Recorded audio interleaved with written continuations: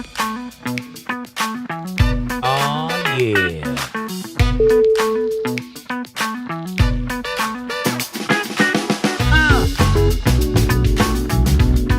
Can you dig it?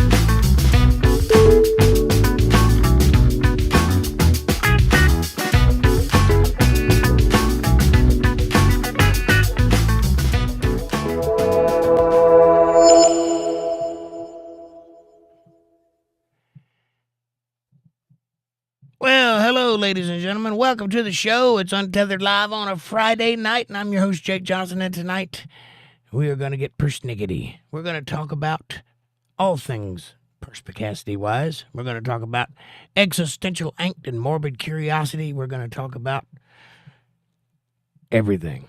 How you doing? How are things? How's it going? How's the new year treating you? Are you getting by? Are you having fun? Are you getting your little duckies in a row? I know I am. I've been working like a mofo trying to get everything going around here. But it's a work in progress. Amanda says, hi, chat. Hi, Untethered Live family. Good to see you all. Happy Friday. I hope everyone had a good week. And hi, Jake. How are you tonight? Frothy. I'm frothy. My mustache is tingling with joy. I'm excited. I'm glad to be here. It's a good day. Very good day. I have a red shirt on. Kevin Cox, you're first in chat. Hey, buddy, how you doing? Good to see you. How are you? Been a long time since we spoke. Nice to see you. Amanda says, can you dig it? Yeah. And here's your gold star, Kev. Amanda says, hi, Kevin. Kevin says, hey, Amanda. Tonight's episode is brought to you by the obligatory hot cup of coffee. Don't you want to have a nice hot cup of coffee with me and talk about the world? If so, go to the kitchen, pour yourself a nice hot cup, and let's get started talking. If you don't have a cup, you can get one in the description below. I recommend the first one. It has my face on it. It is lovely. Also, like, subscribe, share, support, join, and super chats are available in the chat box if you want to show a little love. And hit that Cash App, $ Jake Johnson Band, if you love what I do. And I appreciate that very much. Amanda says, prayers for your brother, Kevin. Yes, we heard, and sorry to hear that, buddy. If there's anything you need, don't hesitate to ask. Kevin says, we're at Gators having 6 raw oysters. Ooh, an aphrodisiac. Nice. Azrael says, yeah. Hey, Azrael, welcome to the show. Azrael. Woohoo. Nice to see you. Tell us a little bit about yourself. Where are you from? Who are you? What do you want to talk about? Be specific. Amanda says, hi, Azrael. Welcome. I think that's Azrael, like Azrael, like the cat in the Smurfs. I think that's what that is. You're from America. Well, that's quite an American name you got. I have a neighbor named Azrael. Nice to see you.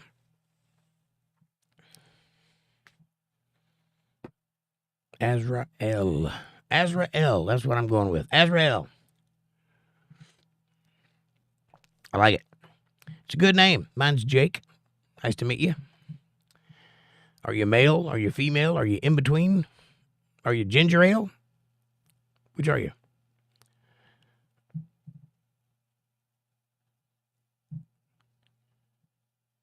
This is the podcast about you, by the way. If you want to talk about something, you have the floor. Let us know what's on your mind. Amanda, how are you? Are you baking any cookies recently? Soon, I hope. More cookies? The peanut butter kind? Pairs well with coffee. Kevin says, hey, Azrael. I have to get that in my southern mouth. Get it in between the marbles. Azrael. I might play a little guitar a little bit later on. You guys are due for a shot of Elizabeth. I meant to play that again Wednesday night, and I never did. It slipped my mind. Bill Bennett. What's up, buddy? He says, hello, guys. Happy Friday. Happy Friday to you, too, Bill. You doing all right? Amanda says, LOL, you eat them as fast as I bake them. Well, that's because they're good. Nice. It's nice to have homemade cookies. It's not a thing I'm accustomed to. It's very lovely. Amanda says, hi, by the way, Bill.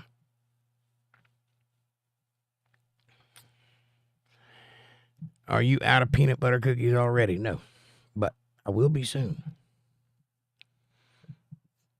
Don't you wish you had some peanut butter cookies with Reese's Pieces in them? Nice, soft, homemade. Madman XL. Welcome to the show. Come on in, take your shoes off. He says, "Why I feel tired after drinking coffee? Because you're not making it strong enough, buddy. You got to put a little bit of stuff in it. And if it don't do the trick, put a little other stuff in it. Make it Irish coffee, if you know what I'm saying. That'll get you going." Amanda says, "Hi, Madman. Where are you from? Who are you? And tell us a little bit about yourself." Come on in. It's a good night. It's a good night to meet new people. I'm happy. I'm Jake. Nice to meet you. Kevin, you staying out of trouble? Bill, what are you doing these days? Have you stuck to your New Year's resolutions? Or did you forget about it as soon as it happened? Like I did.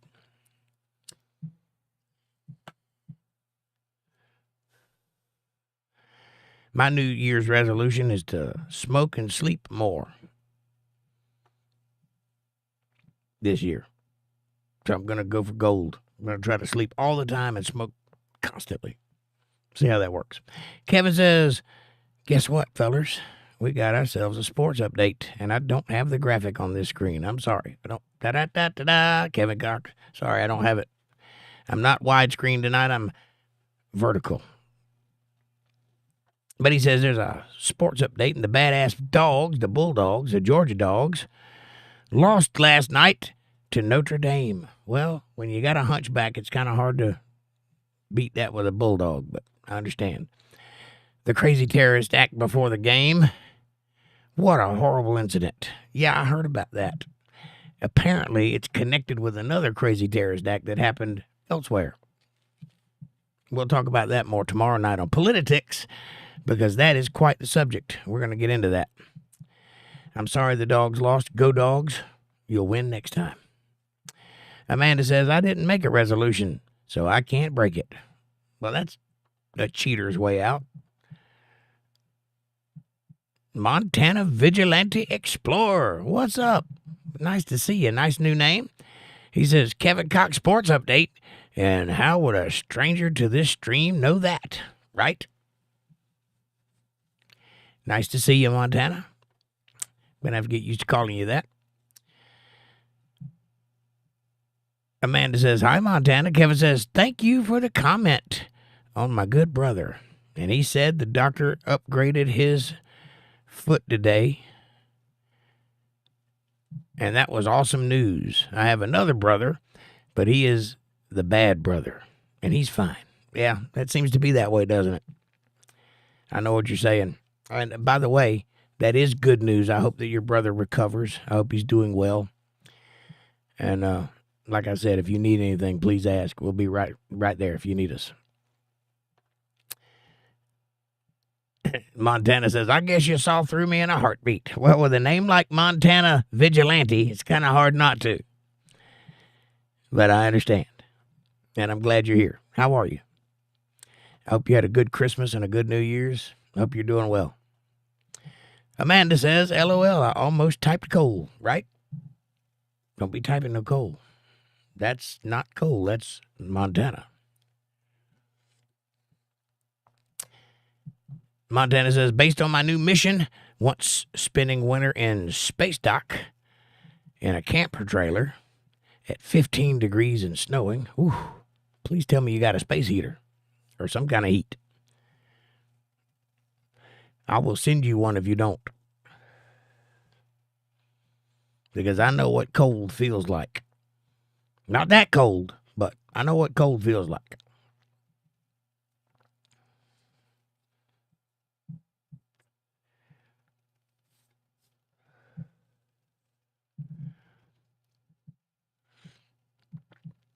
If you need one, email me.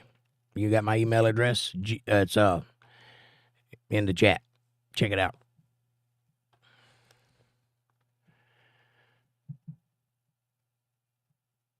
Montana says, "Coal is toast, but life goes on. And on my terms this time. I'm slowly recovering. About 59 inside. Wow. Let me know. Email me. There it is. UntetheredLivestream@gmail.com. If you need me, if you need a heater, let me know. Kevin Cox says, NFL sports update. The Bucks are in with a win. Or if the Falcons lose, the Fins are in with a win. And the Broncos lost. Go Bucks.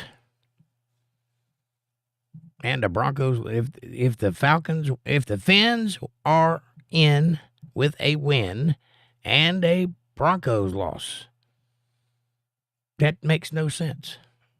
But go Bucks and Fins. Montana says, appreciated, but I'd be a popsicle by the time it arrived.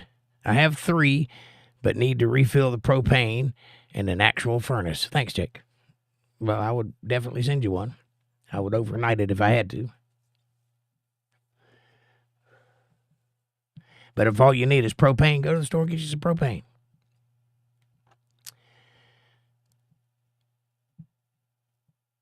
Montana says, oh, yeah. And hi, Amanda Banhammer and all.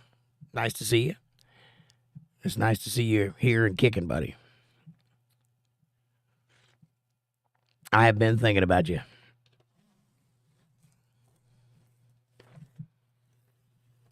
Yeah.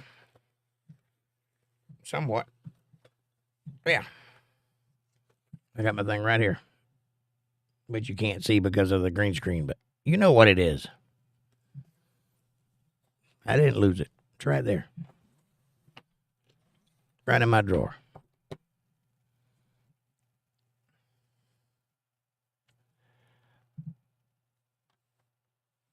Apparently, green doesn't show up very well on camera. Sorry about that. But you got the idea. You know what that was. And I got a few other things in there, too.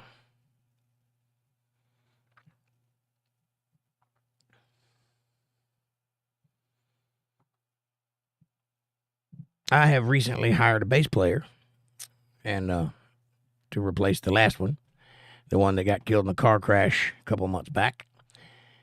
And this new guy is very good, very energetic. There'll be videos coming soon. And hopefully you guys will get to see that. It's quite a difference. It's a different show altogether. But, you know, it's a work in progress. Amanda says, I think you should do a stream in a green shirt so all we see is your head, LOL. Mess with people. I've thought about that, but it looks weird. And I'm, you know, over the age of 12. But maybe I'll do a show in a complete bodysuit where you won't see me at all. Let me see if I can do that. There you go. Back. Like a Halloween show, just a floating head. I see what you're saying. I could do that. I don't know why you'd want that, but I could do that. Floaty heads, or do one with just your mustache showing. Now that's an idea. Just my mustache hanging out. I could do that. Paint my face green. That'd be funny.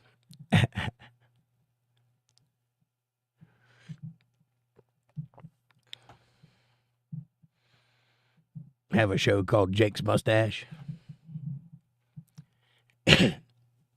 Maybe one day. You never can tell about a fella. I'm liable to do anything or nothing. Amanda says, turn your suppressor on. Why, can you hear me breathing? Sorry. That was from when I was playing guitar earlier. It is on. What are you talking about? It's on. Jordan Scott Mills. What's up, Jordan? Nice to see you, buddy. Amanda says hi. No, I can hear you drinking. Well, that's okay. Drinking has a sound. You just don't need to hear me breathing into the microphone. That's the thing the noise suppressor is supposed to do. Jordan says, hey, Amanda. Montana says, remember K2, the stray cat that showed up on trail cam last year and spent this year trying to rescue? Yes, I remember. Did you rescue it? Kevin says, I was gone I was gone for a moment, but I'm back. Hanging with April and CJ is gambling. April is such a good grandmother. Aw, way to teach him good sportsmanship. Tell him to know when to hold him and when to fold him. Yeah, how is K2? Did you ever catch that cat? That rascally cat?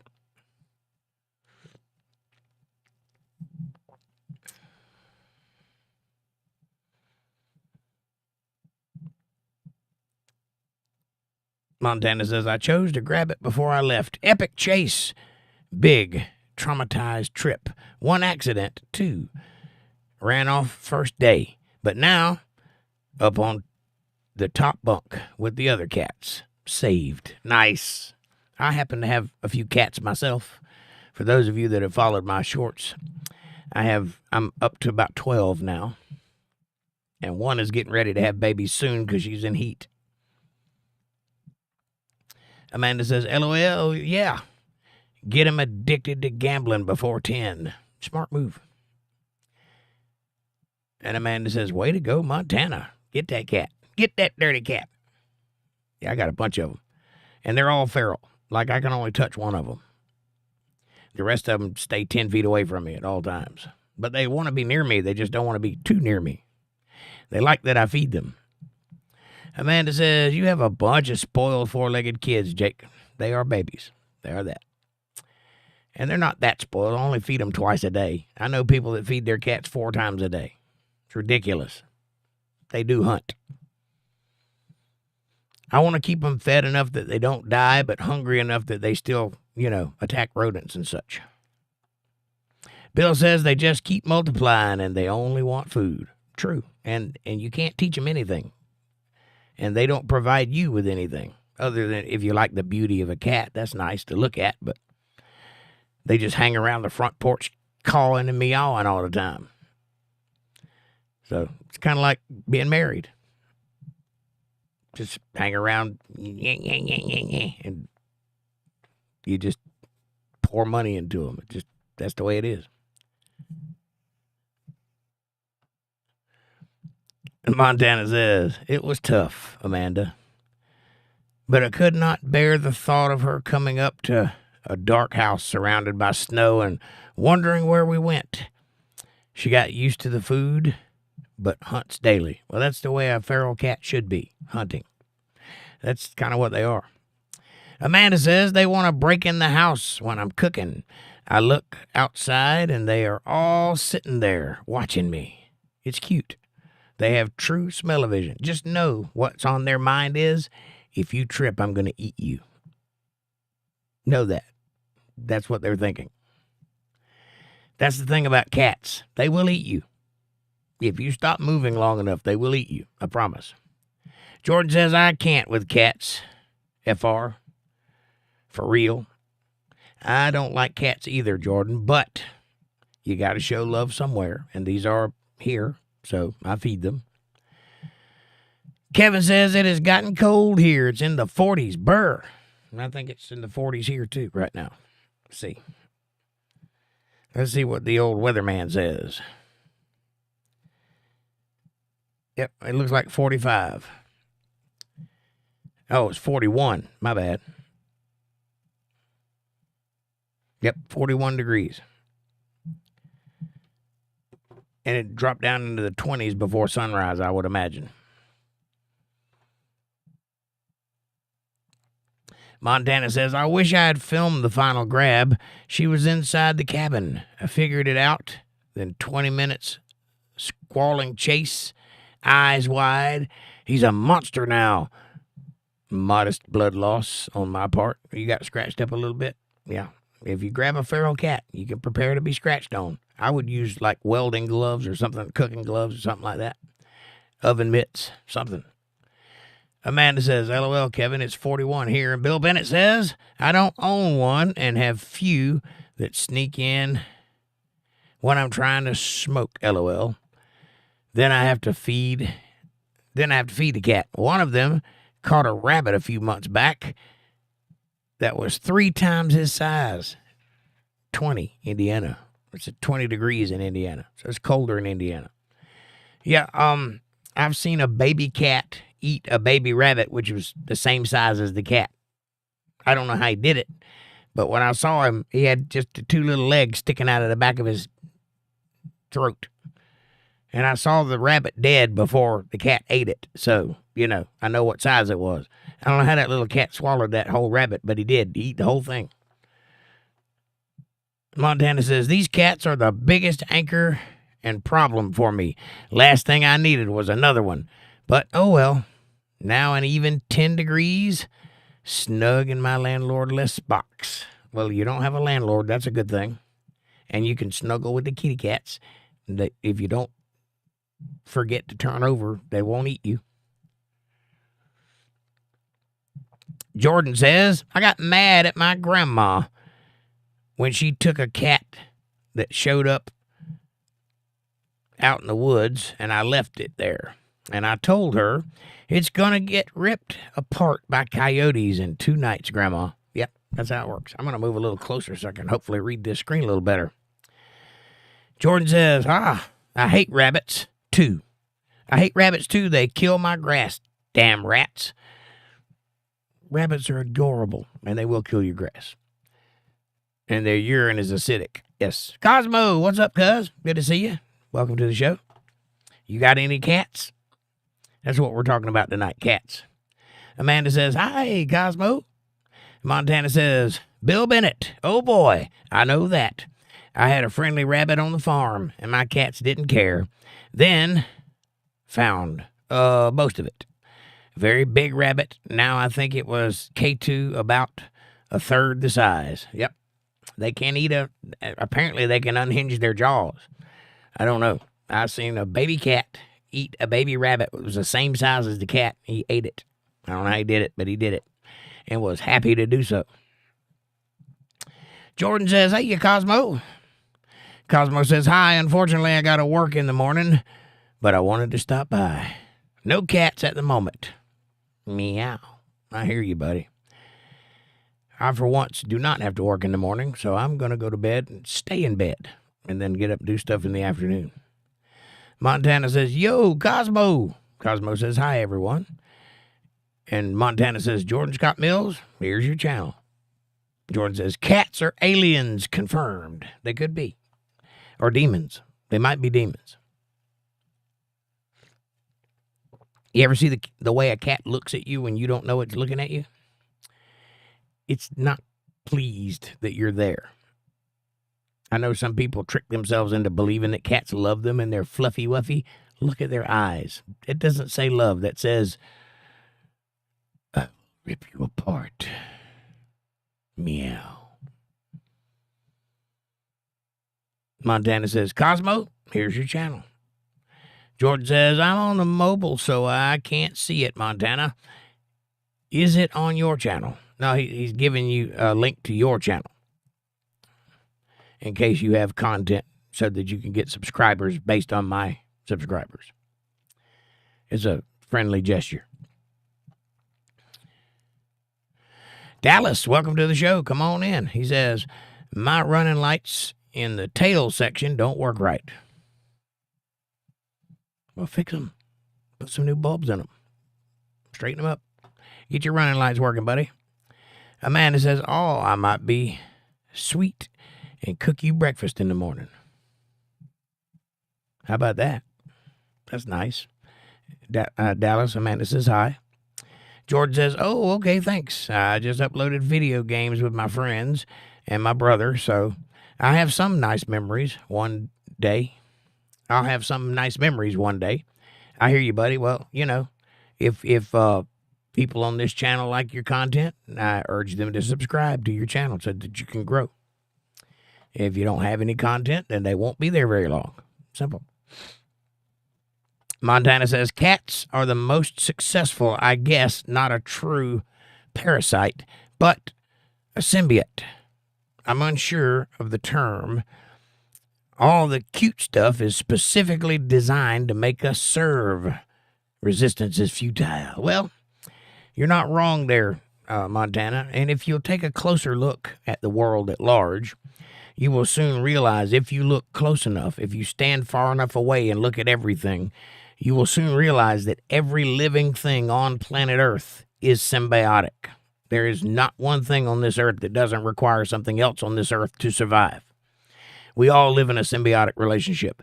That's proof of the existence of God, by the way, because if it were random, there'd be at least one square thing that doesn't need something else.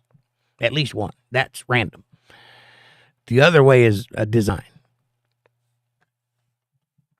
Dallas says, I ordered a new wire harness because there was some rigged stuff and then old lights. I don't know. Well, what are the running lights on, Dallas? I might can help you with this.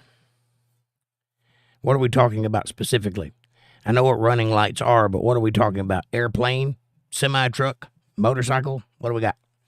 Montana says, Dallas, here's your channel. Y'all go visit Dallas.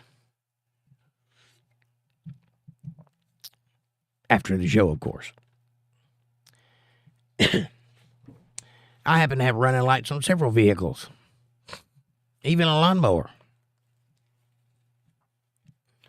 I think. If they work. I might have problems with my running lights too, you know what I'm saying?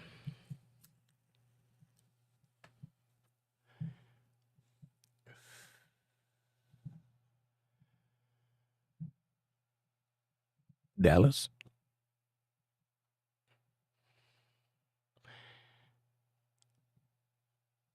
There's at least 2 songs named Dallas, by the way.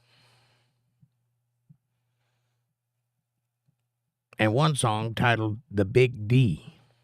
And I don't mean Dallas. That's the other D. And it's the other D. Get your mind out of the gutter.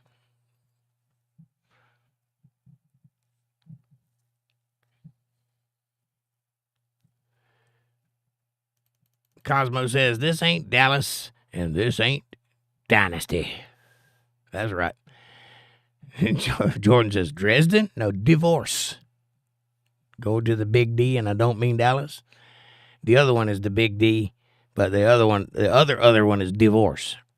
If you use the first big D properly, you won't get the second big D, if you know what I'm saying. Montana says, I just saw some documentary on cats. Talked about kittens purr to their moms, but adult cats do not purr to each other. Thus, they use the purr to elicit our attention, supposedly a critical frequency. Well, it is pleasing. I'll give you that. I have noticed that cats elicit a certain sound that is pleasant. It is stress relieving, kind of like those little asthmatic dogs, those little hairless chihuahuas that shake real bad, yet there's something about them that's just mesmerizingly calm.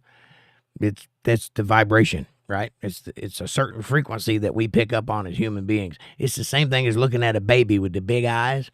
Did you know that the human eye never grows? It's the same size now as it was when you were born. And it's that way so that when you're a baby, you have big eyes, which is appealing to adults. And they see that as a thing to nurture and a thing to protect and a thing that's cute. Why we see that as cute, I don't know, because big eyes are kind of weird. Look at the gray aliens, if you know what I'm saying. But that's the reason for it. And when we see those big, pretty eyes, we just go, oh, it's involuntary. So you got a point there. Your documentary is correct. Dallas says, I probably have stuff to brag about, but I have nothing to brag about, and most people bragging would probably be wrong. Well, it ain't bragging if you're right, Dallas. You understand me? You will hear me say quite a few outlandish things on this channel. I say again, it ain't bragging if you're right.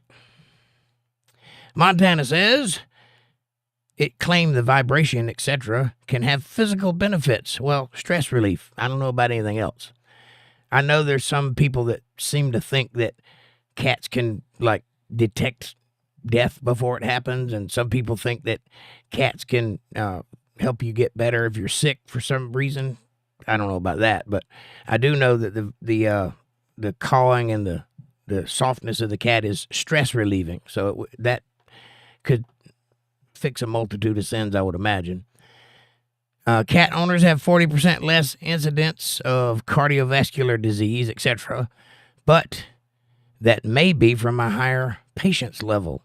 dealing with the crazy things. It also might be a personality trait. People that like cats may be the same people that take better care of themselves, right? Could be that. Just because you hear hoof prints don't mean that you should automatically think horses. You might think zebras. They have hooves too. Dallas says, I propose the idea that the rappers are the legion of rambling demons. You're not wrong. You're not right, but you're not wrong.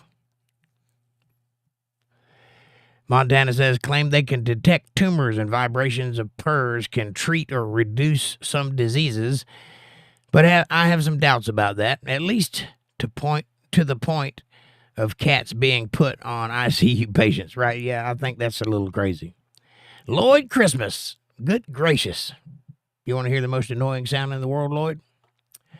I'm going to create a restaurant where all seating are a bunch of toilets. All you'll hear are mumbling conversations, utensils clanging, and echoes of splatters. I don't think you'll make a lot of money there, Lloyd. I think most people avoid your restaurant. Bill says unicorns have hoofs too. Maybe. That's if you believe a unicorn is a horse. It's not. If you know what a unicorn is, you might be surprised to find out that they have a different kind of hoof, but they do have hooves. They have a split hoof, which is different than a horse's hoof. But you would still hear a hoof if he was running toward you. Correct. George says, I'm so sick of this global warming BS. If you don't want Mom to vacuum up your Legos, then move out of the way. Ain't gonna stop the ocean. It's such nonsense. Give me my plastic straw. I agree. If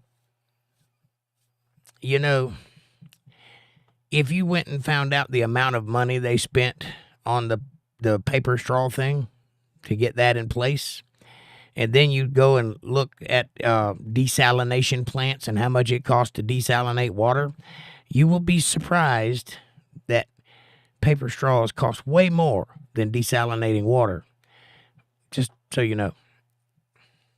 If they really wanted to solve problems, they could. That's what I'm trying to tell you. Most of the things they propose are scams to make money, such as what you just mentioned. And, windmills and solar panels and that sort of thing.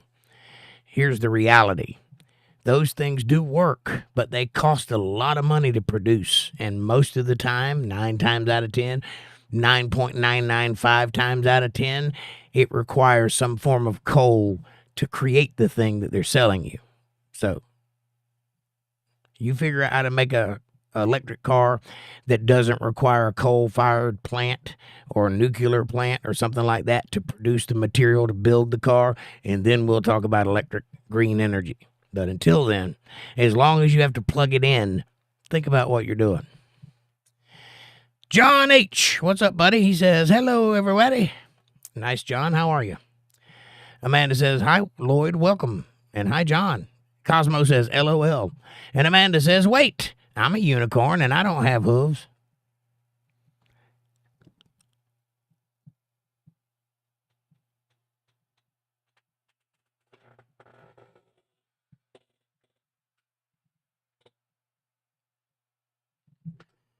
Okay. Lord Christmas says, I was inspired eating chimichangas on the toilet and thought, why does this exist for everyone? Why doesn't this exist for everyone? And then I had an epiphany. Well, I tell you what, you sink your money into it, and if you make a profit, I'll invest. Montana says, Lloyd and John, here's your channel. By the way, if you guys hadn't been by the Facebook page, go check it out. It's facebook.com/UntetheredLive family, all one word, UntetheredLive family. It's a great place to keep up with everybody outside of the show. You can share videos, pictures, and text and whatnot, and also keep up with all things Untethered Live Universe in one place. So go check it out, facebook.com/UntetheredLive family, and I appreciate your support. Hit that Cash App, $ jakejohnsonband. Bill Bennett says, I heard today, I have not fact-checked it yet because There's nowhere to fact check. Okay. There's nowhere to fact check at, okay, LOL, that Russia lost 422,000 soldiers in 2024. I don't know.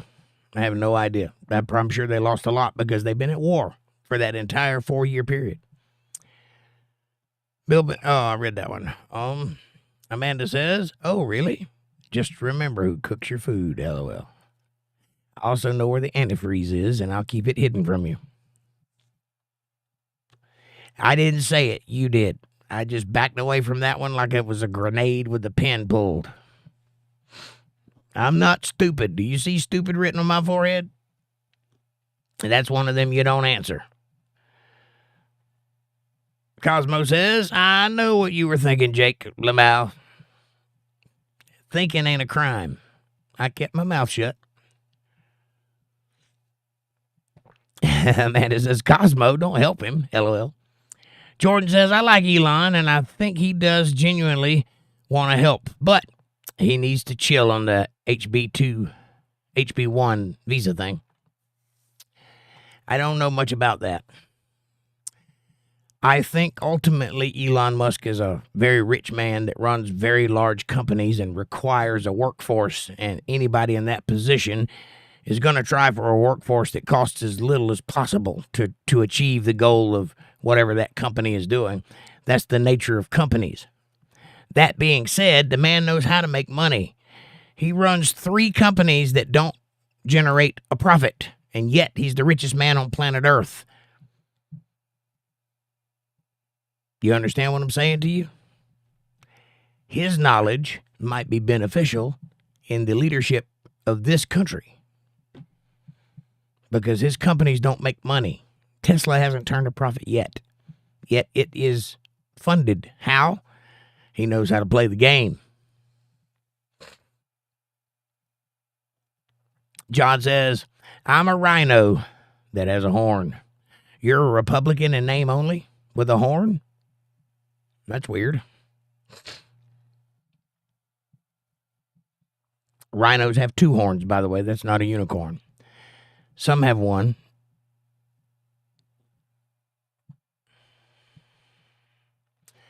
Amanda says, LOL, John. And Montana says,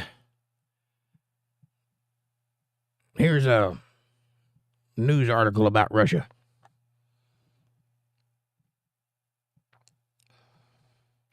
Lloyd says, hey, Amanda, can you recommend me a very good proctologist since I passed out at the Diddy party? My booty hole. Hey, I tell you what, Lloyd, I'm going to give you one chance because I understand you're young, but this is an adult conversation we're having here, and I'd like for you to keep it civil. There are ladies here, and if you don't watch your mouth, I will stomp you out of here so fast you won't be able to know what happened, and you won't be back. So you're welcomed in. If you have some constructive thoughts, share them. If you have some nasty things you want to talk about, keep it to yourself. Got it? Okay. Jordan says, I don't care if Russia wins. I just hope we don't get involved. Well, we're already involved. There are Americans in Russia. And I hope that somebody with a cooler head comes to the forefront of power and, is the adult in the room, because this is not a problem that we need to have. This is not a thing that involves us. Why they got involved, I don't know. It must be a lot of money involved is all I can figure. I don't know. Amanda says, Lloyd, sounds like a personal problem, buddy. Bill says, that's 1 year's time. That's a lot of people. Yes, that's a lot of people. Cosmo says, Lamau, Lloyd. Montana says, Russia's military casualties, the officials said, are approaching 300,000. The number includes as many as 120,000 deaths and 170 to 180 injured troops per congressional record. Wow. Thank you for the fact check there, Montana. Amanda says, and Lloyd, just be careful how you talking here. If you get too nasty, I'll put you in timeout or remove you. Right. Linda Davis, hello. How are you, sweetie? Happy Friday to you. Linda says, happy Friday, everybody. Smiley faces.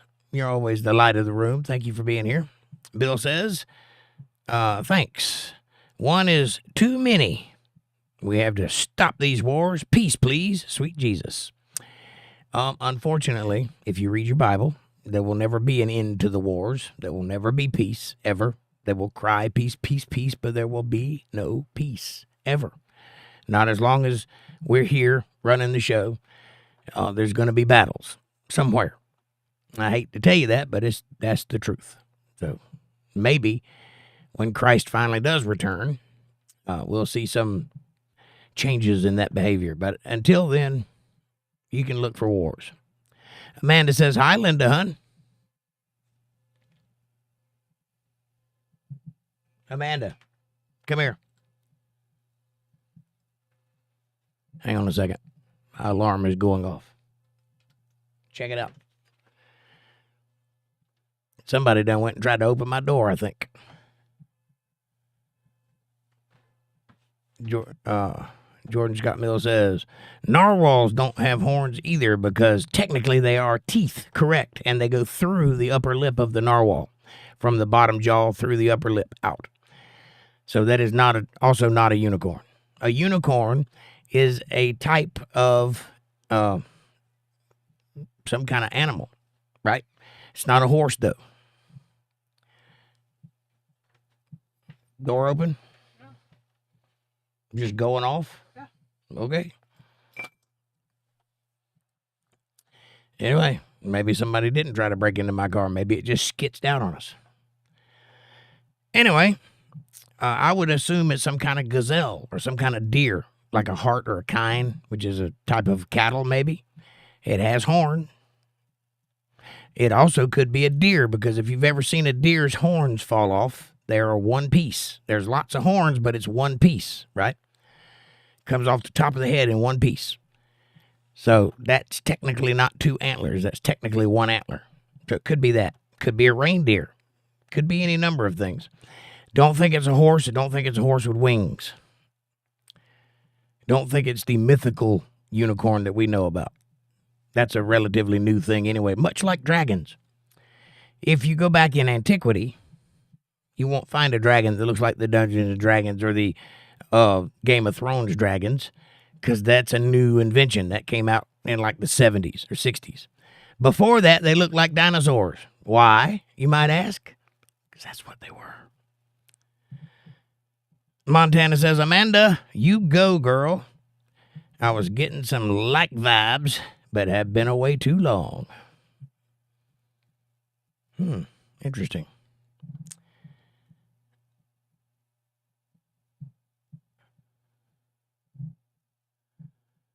Amanda says, right, Montana, I usually give them a chance, but some just don't get it.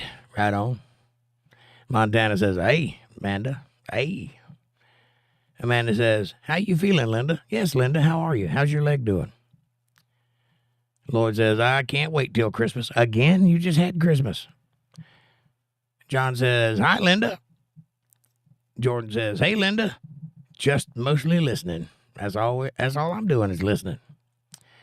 John says, hi, yeah, Bill. Jordan says, everyone talks about Pax Romana or Pax Britannica or Pax Americana, but I'm about the Pax Divina. Right on. Go check your door, Jake. Arm yourself. I'm armed. Don't you worry about that. Armed to the teeth. And I'll check it out after the show. I sent my best guy out there to look at it just now. If she can't kill it, I can't kill it. Bill says, I'm at peace for now, but life is a roller coaster. Bill, life is a roller coaster, and it's full of ups and downs, and lefts and rights, and ins and outs, and ins and outs, and ins and outs, and ins and outs. And pretty soon you got herpes. It's just the way it is. That's life. I hope you succeed. Montana says, some of my corn plants last year only yielded a single ear. Aren't those unicorns? Yeah, they are. I stand corrected. Once again, Montana beats me with science.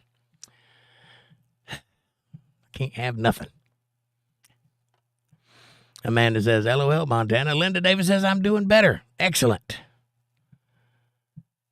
I went and got checked out, and I will be going back to the cardiologist. My heart just decided to go a little wonky. Well, that's not good. Keep that heart strong. We need you.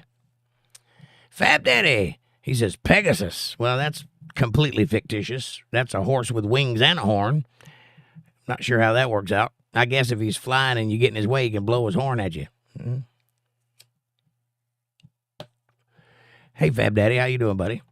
Lloyd says, I wish everyone was Christmas. I wish every day was Christmas. I can eat pink marshmallow bunnies. Well, you can do that. You can eat pink marshmallow bunnies every day of the year, as far as I'm concerned. You go right ahead. You'll have high cholesterol at the end and probably die of marshmallow consumption, but, you know. To each his own. Amanda says, oh, Linda, I'm glad you got it checked out, and I'm glad you're okay, hon. I was thinking and praying for you. Oh, me too. And hi, Fab Daddy, says Amanda. That's not what she wrote, but that's what I'm guessing she's saying. Yep. Montana says, Linda Davis, I hope it works out. One good thing, cardiology science is at its best. I was amazed at the treatment 20 years ago. Oh, yeah. And John says, Amanda is a bouncer. She might as well be. She's pretty tough. Amanda says, that part, John. I damn sure don't take no shit. LOL. That's a fact. Amanda says, I have 8 brothers, and I am the baby and the only girl, so I have to be tough. And she decided to hang out with me. And I've got a filthy mustache, if you know what I'm saying. Fat Daddy says, happy Friday. I am just chilling and thinking about watching a movie and making hot cocoa. What movie? What are you planning on watching? May I make some recommendations? Lord Christmas says, Kim Jong-un loves you. I'm sure he does. I'm sure he loves me to pieces. Lloyd, I'm guessing you ain't getting the message, sir. I guess you can't read the room. So that's warning number 2. Let's see if you can go for 3. Montana says, what you think about the tyrant Judge Merkin insisting on sentencing Trump in the 10th? On the 10th. That guy needs to be escorted off by a Marine strike team. I agree, Montana. I think, this is my opinion. I don't know because I'm not there, but I have been following these stories, there was like 149 different lawsuits that went towards Trump to stop him from running for office because they knew if he ran for office, he'd win. They knew that. I don't care what anybody said a year ago. They knew that. I knew it. They knew it. So they did everything humanly possible to stop that man, and he skated right through it like it was nothing. And one by one, he showed up to all of those court cases, and one by one, they all fell down. One right after the other, and I knew that before they ever started. This last one, that guy, my guess is, judging who he is and who his daughter is, who was an ardent supporter of Joe Biden and a donator, my guess is he has to prosecute Trump. Because if Trump succeeds, he's going down. So this guy's fighting for his life. This is my opinion, by the way. I have no evidence to back this up. My guess is he's fighting for his life. He looks like he is. And is willing to go all out for it. Because if he loses, his life is over. And his daughter's life is over. And I don't think he's one of those people that can read the room, i.e., over half of the country voted for the man, and everybody is falling in line behind him. All of the people that were ardently against him are now kissing the ring. Why? Because he's the president. and they all know it. So I don't think he's going to go very far. That's my guess. But I agree, he should be escorted off by a Marine struck team and spend a few days in Guantanamo Bay, if you know what I'm saying. Please make a recommendation, says Fab Daddy. All right. What do you like? What kind of movie do you want to watch? You want to watch action, drama, romance, comedy, horror, sci-fi? What are you into? And I'll tell you some good movies to watch. George says, I'm so glad he beat it. He hadn't beat it yet. The guy's still trying. Lloyd says, I don't strike three. I love Trump. All right. Well, calm down, Lloyd. Join the conversation. Try thinking about what we're talking about, which is a little bit all over the place. So, you're not that far off. Bill Bennett says, good will prevail. I believe it will, Bill.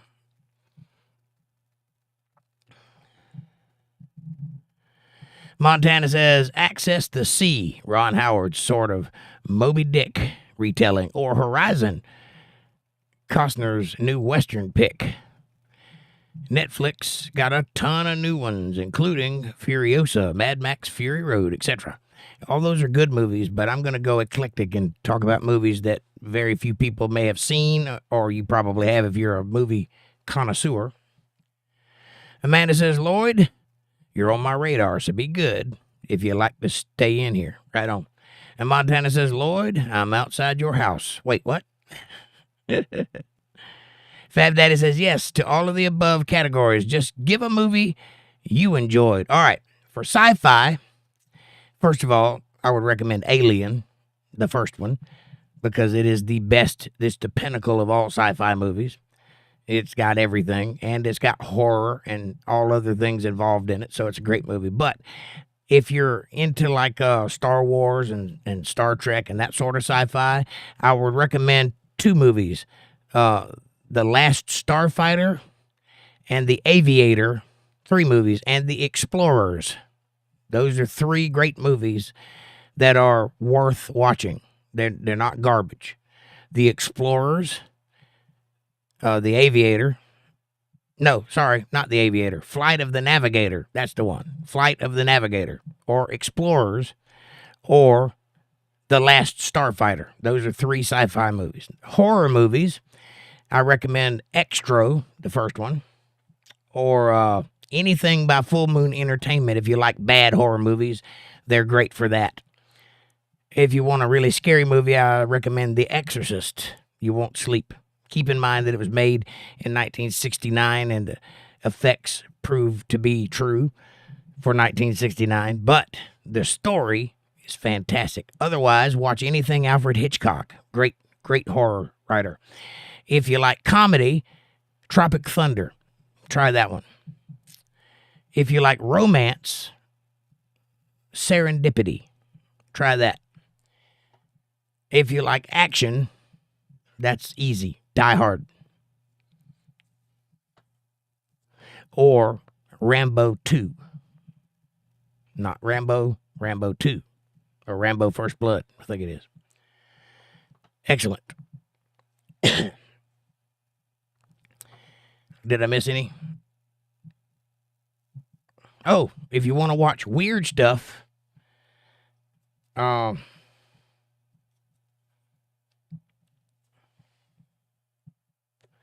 to think of the Cronenberg. Watch anything by Cronenberg.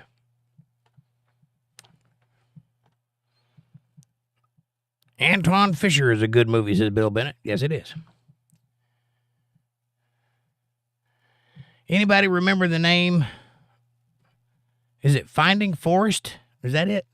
It's the name of the last good movie that Sean Connery was in. It was starring him and a black kid, and it was about an author. It was a good movie. I can't think of the name, but I think it was Finding Forrest. Something like that.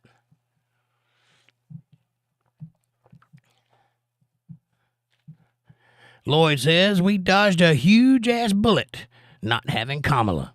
Amen, Lloyd. Now you're getting it. Kamala Harris would have cackled us into extinction, I believe.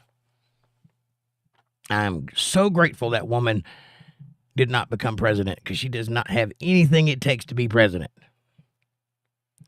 or vice president for that matter. How she got there is beyond me. You know what I'm saying? John says, watch them all over Christmas. Right on. Jordan says,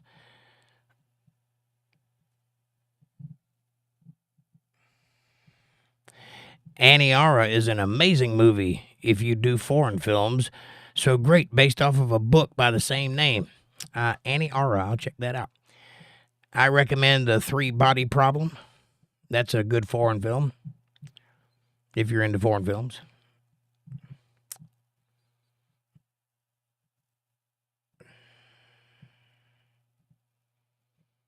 George says, you'd like that, Jake, I think. I'll check it out. Ariana. Is that what it was? Yeah, ℂ𝕟𝕂𝕐𝕗. ℂ𝕟𝕂𝕐𝕗. I'll check it out. Did you find the name of that movie? Amanda? Oh, you put it in the chat? Okay. Montana says, Lloyd Christmas, that's telling it. Dodged a mortar shell. Yes. Big, scary, end of the world type stuff if she became president. Could you imagine foreign policy? Could you imagine what the other people of other countries would think of us if she was running the show? Could you imagine how many things would not get done? Fab Daddy says, thanks. I think I will try something newer. Okay. If you want something newer, good luck. They all suck.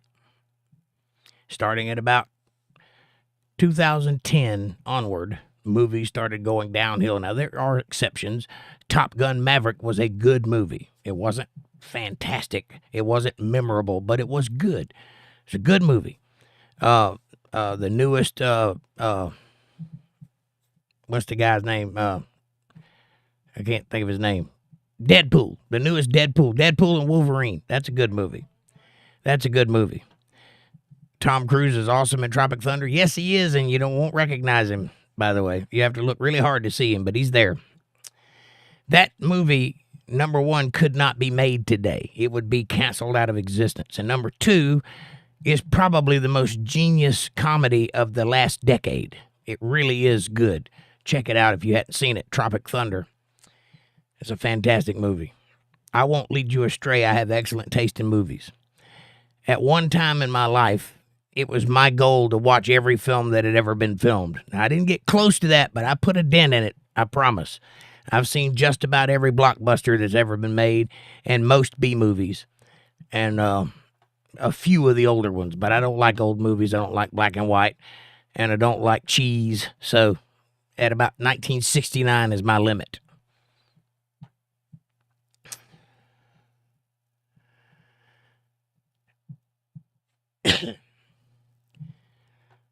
John says, or Bud Light. Right. Bud Light.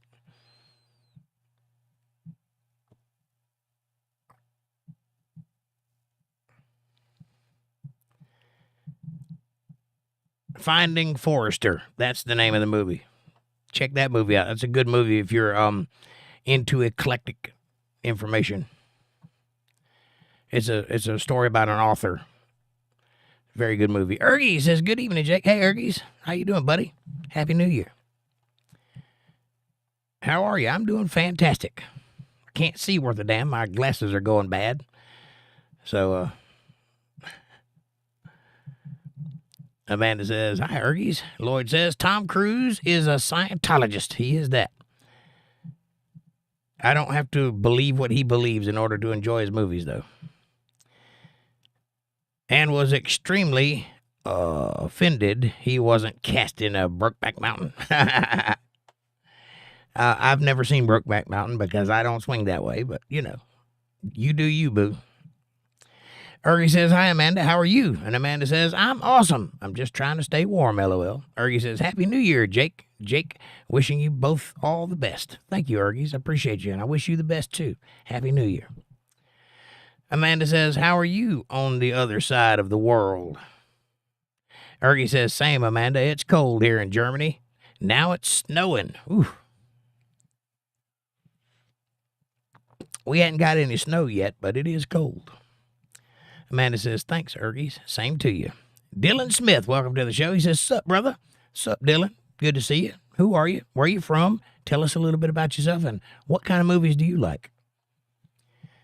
Amanda says, it's not snowing here, but it's damn sure cold. I just said that. Amanda says, hi, Dylan. Fab Daddy says, I like The Apprentice. The movie The Apprentice with Nicolas Cage, or The Apprentice TV show with Donald Trump? The movie, not the TV series. Got it. Okay. Yeah, I didn't. That was not his best work. It was all right, but it was not great. Montana says, do you know who you are? I'm a dude playing a dude, pretending to be another dude. Mm-hmm. What do you mean, you people? That's a funny movie, I'm telling you. Great dialogue. Great portrayals all the way around.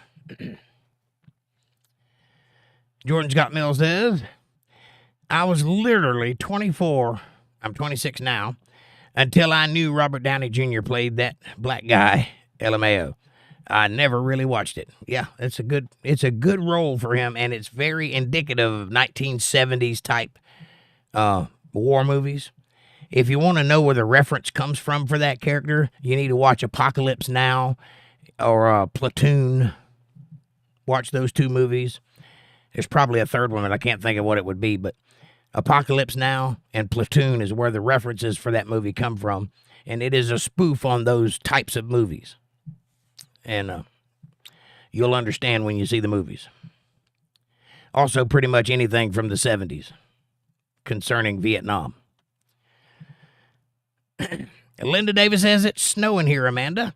We are looking to get a real snowstorm Sunday night into Monday. Well, I hope that you got your snow plows handy, because real snowstorms up north can snow you in. I don't want no part of that. Amanda says, LOL, Montana. And let's see what we got here.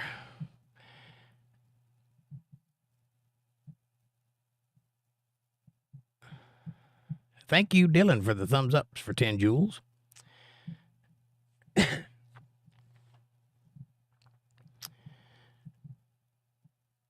Montana says, Ergies, here's your channel. If you guys want to see what Germans produce, go check out Ergies' channel. He's quite an interesting dude, very funny. I don't know if he has any content or not, but there's his channel if you want to check him out. Amanda says, oh, wow, Linda, we might get some snow soon, I hope. It'll probably snow on my birthday with my luck. Well, I hope it does. And Linda says, when is your birthday? And Dylan sent thumbs up for 10 joules. I don't know what that means, but thank you.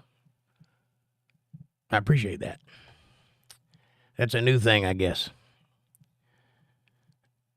Amanda says, it's the 11th of January, Linda. Your birthday is Sunday night, right?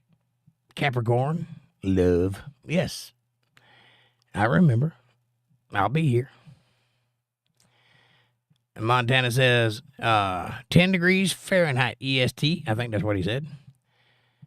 Or 10F EST4 on the ground with a few more forecast. I don't know what any of that means. I assume it's Fahrenheit. Bill says, Forrest Gump is a good a movie. He says, I gotta run like the wind. Blow no kids tonight. Yippee. That sounds terrifying. Good night, guys. Hope to see y'all for Bible study. I hope so too, Bill. I gotta run like the wind. Blow no kids tonight. Yippee. Yeah, don't blow any kids. That's bad. But we'll see you at Bible study. That's Sunday night at 8 p.m. Eastern Standard Time. Y'all come join us. Linda Davis says, yes, ma'am, Linda.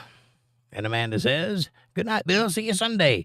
And Dylan sent floating hearts for 10 joules. Again, what does that mean? I don't know what that means, Dylan, but thank you. Amanda says, Jake will have to sing you happy birthday Sunday night. I certainly will.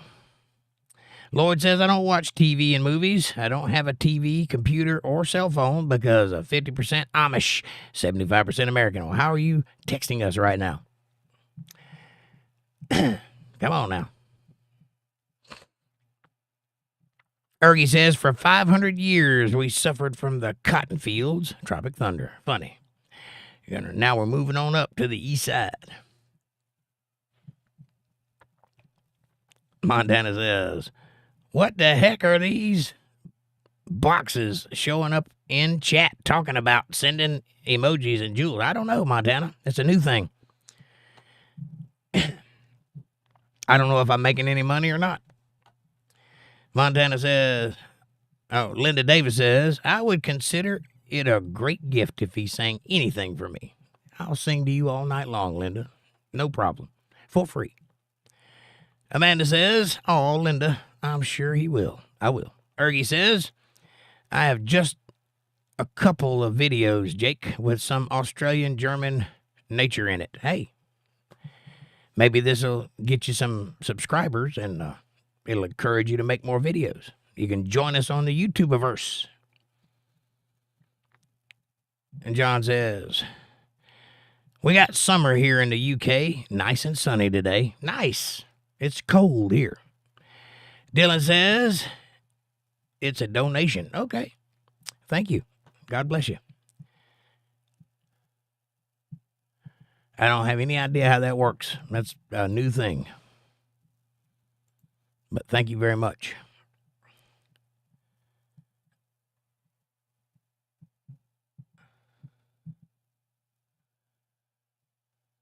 Hang on, my chat jumped. It's me. What's up, buddy? He says, 15, folks. I am 14th on this channel. Rock on. How are you, buddy?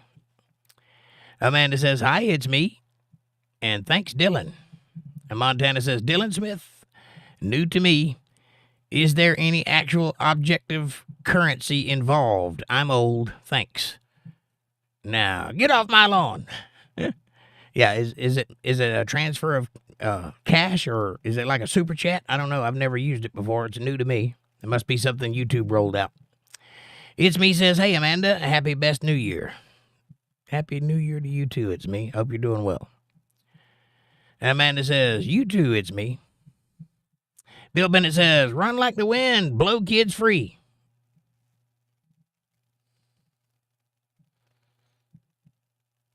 Let's be careful how we phrase things. Montana says, it's me, here's your channel.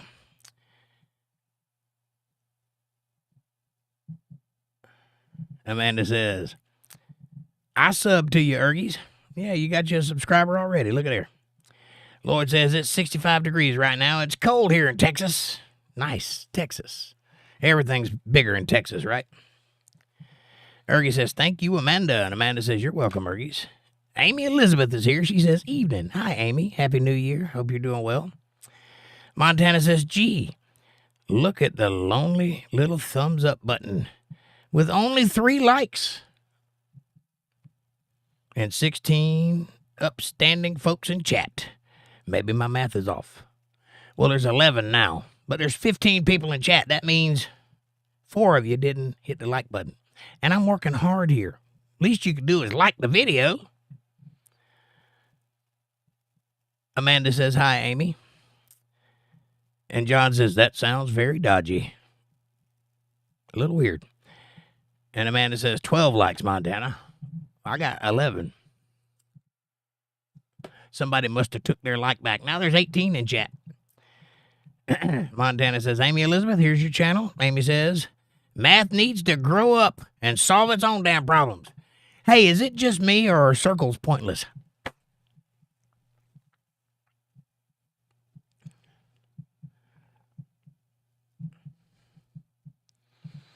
Ergie says, 18 people and 12 likes. Come on, double tap that finger. Yeah, baby.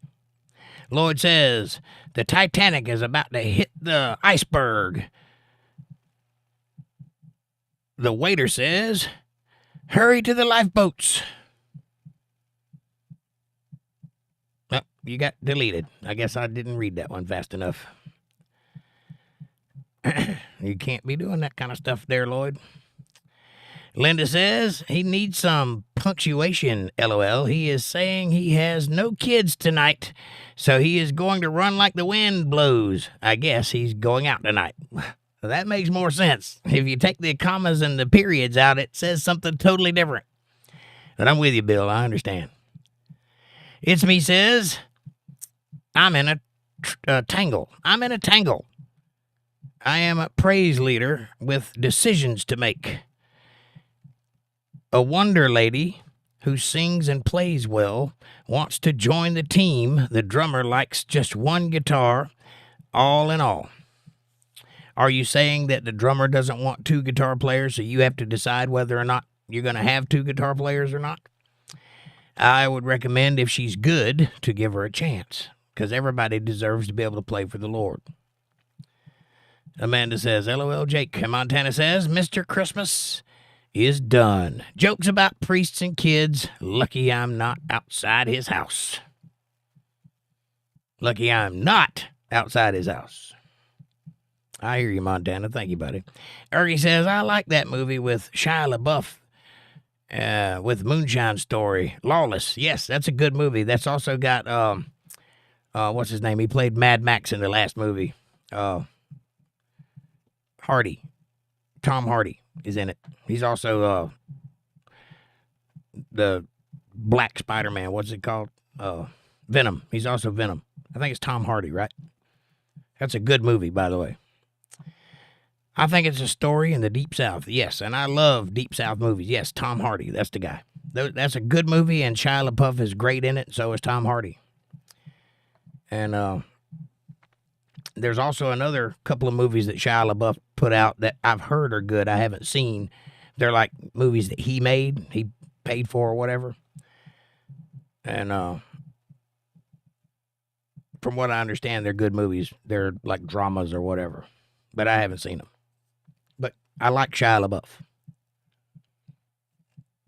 Rather, I like his acting. He's a little weird, but I like his acting. First time I saw him was in a movie called Suburbia. If you haven't seen that, I recommend you check it out. It's a remake of a 60s movie with the same name, but it's a good movie. Check it out.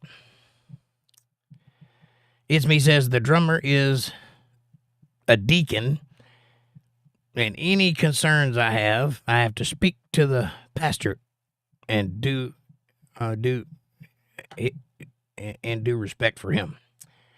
Yes.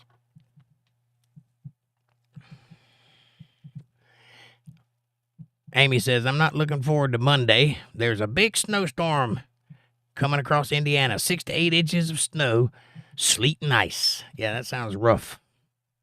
Apparently, a lot of the upper north and Midwest is getting snow in the next couple of days. I wonder if it's going to come to us or not. I don't know. Ergie says, I like Tax Collector from Shia LaBeouf. It's a good movie.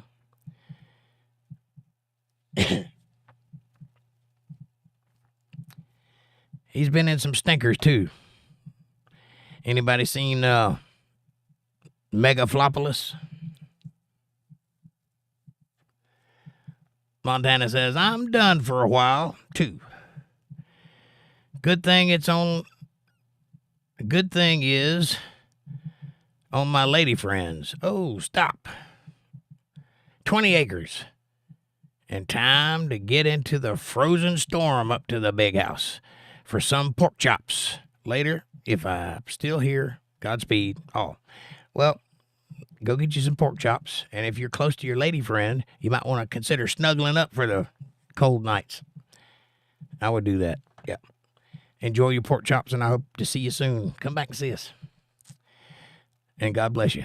And stay safe and dry and warm. And if you need anything, email me. Amanda says, stay safe, Amy. Yes, Amy, please do. Ergie says, but the ending of it is a bit depressing. Yeah, I don't like anticlimactic movies. I don't enjoy that. I want the movie to end with, uplifting message and tone. There are some movies out there that end and you're like, why did I watch that? It's horrible. It's Me says, under 20 Under 20 degrees tonight in Michigan. Wow. Yeah, I don't know if it's going to hit 20s tonight or not, but it did a couple nights ago. We're in the 40s right now, low 40s, early 39s. Amanda says, well, as cold as it is in Florida, we might be in for some snow here. Might be. It might be coming this way.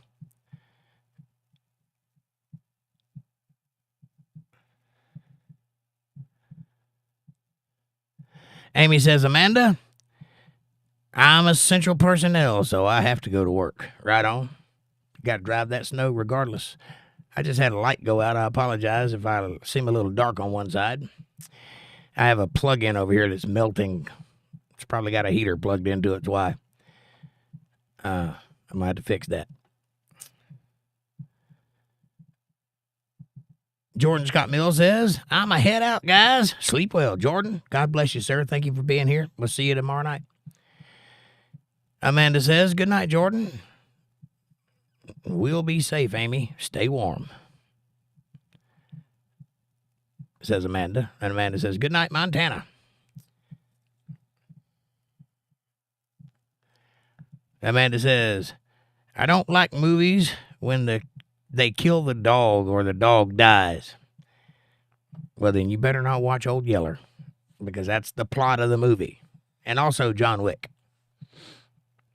Linda says, good night, Jordan. John H. says, you want to watch a good series called Peaky Blinders. You want to watch a good series, watch Landman on Amazon Prime. That's a good one. I think it's Amazon. Might be another one, but I think it's Amazon. Peaky Blinders. Yeah, that's a good one. Ergie says, have you seen Green Book? Probably. What's it about?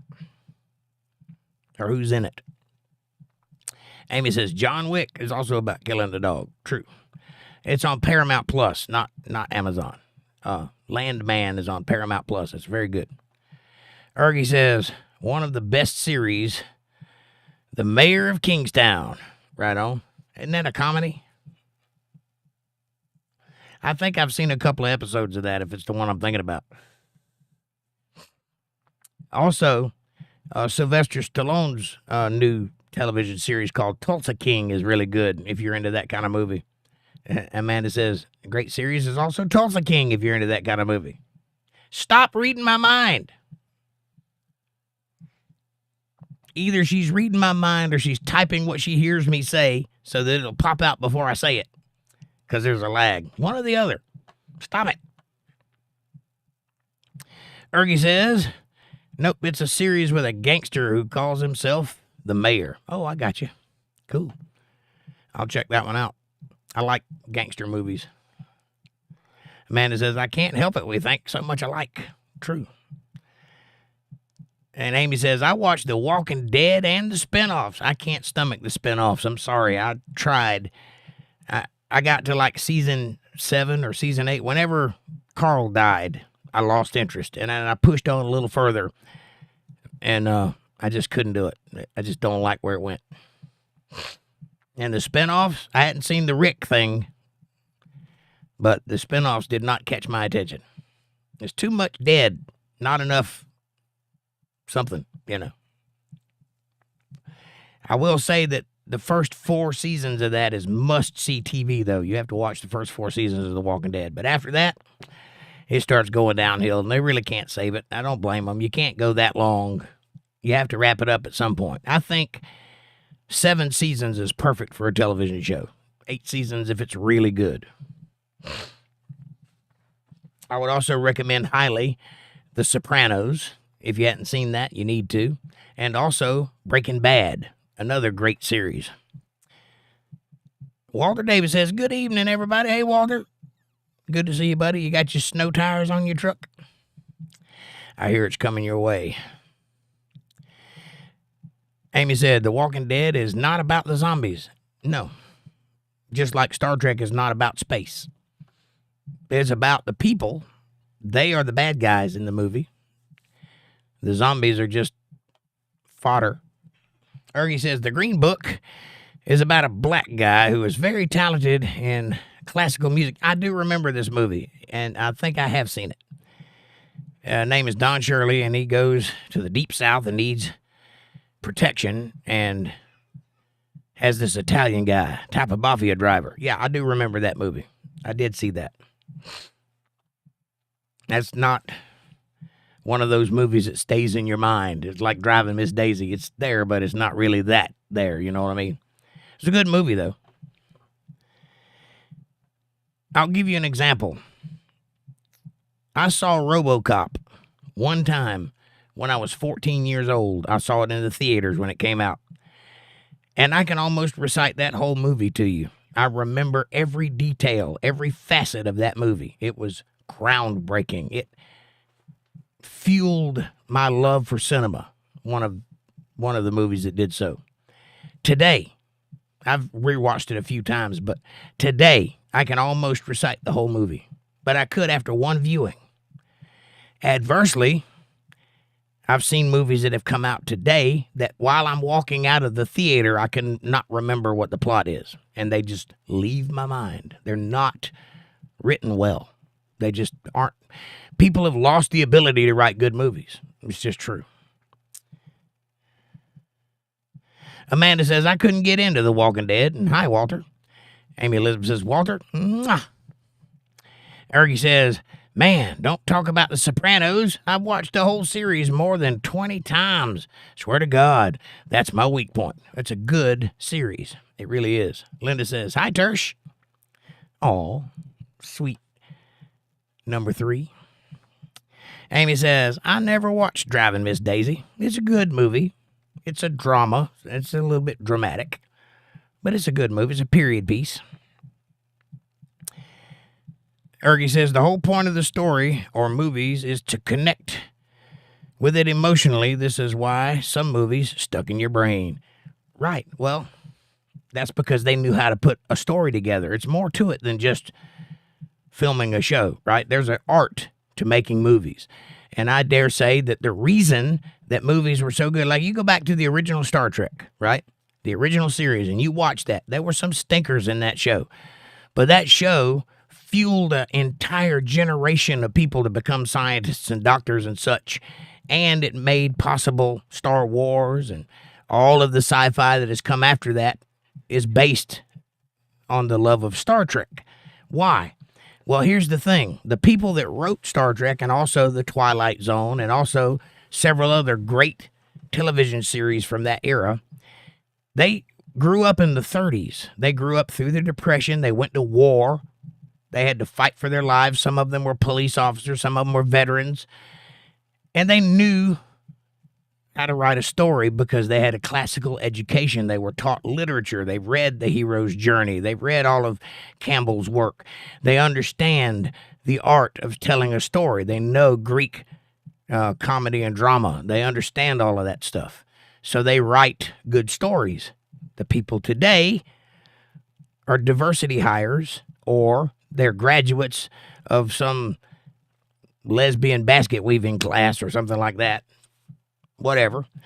They don't understand how movies are put together. They don't understand how to tell a story that will captivate you. They don't know how to create characters that are iconic, and they just don't make good movies anymore. They just don't. Hopefully it'll come back around, but it hadn't so far. Amanda says Driving Miss Daisy and Fried Green Tomatoes are good. Fried Green Tomatoes is good, but it's a total chick flick, which that's okay if you're a chick. Ergie says, for me, it's The Godfather what stuck, and Sopranos. Godfather was a very good movie. It's a classic, right? Godfather 2, not so much. And then you get Tony Montana from that. Walter Davis says, hi, Jake, Ergies, Amanda, Amy, John, Jordan, Linda, Montana, Bill, Dylan. It's me. Hi. Amy says, I can fry up some good fried green tomatoes. I bet you can. Ergie says, hey, Walter, sup? Amanda says, LOL, me too, and fried cornbread. Now that she can do.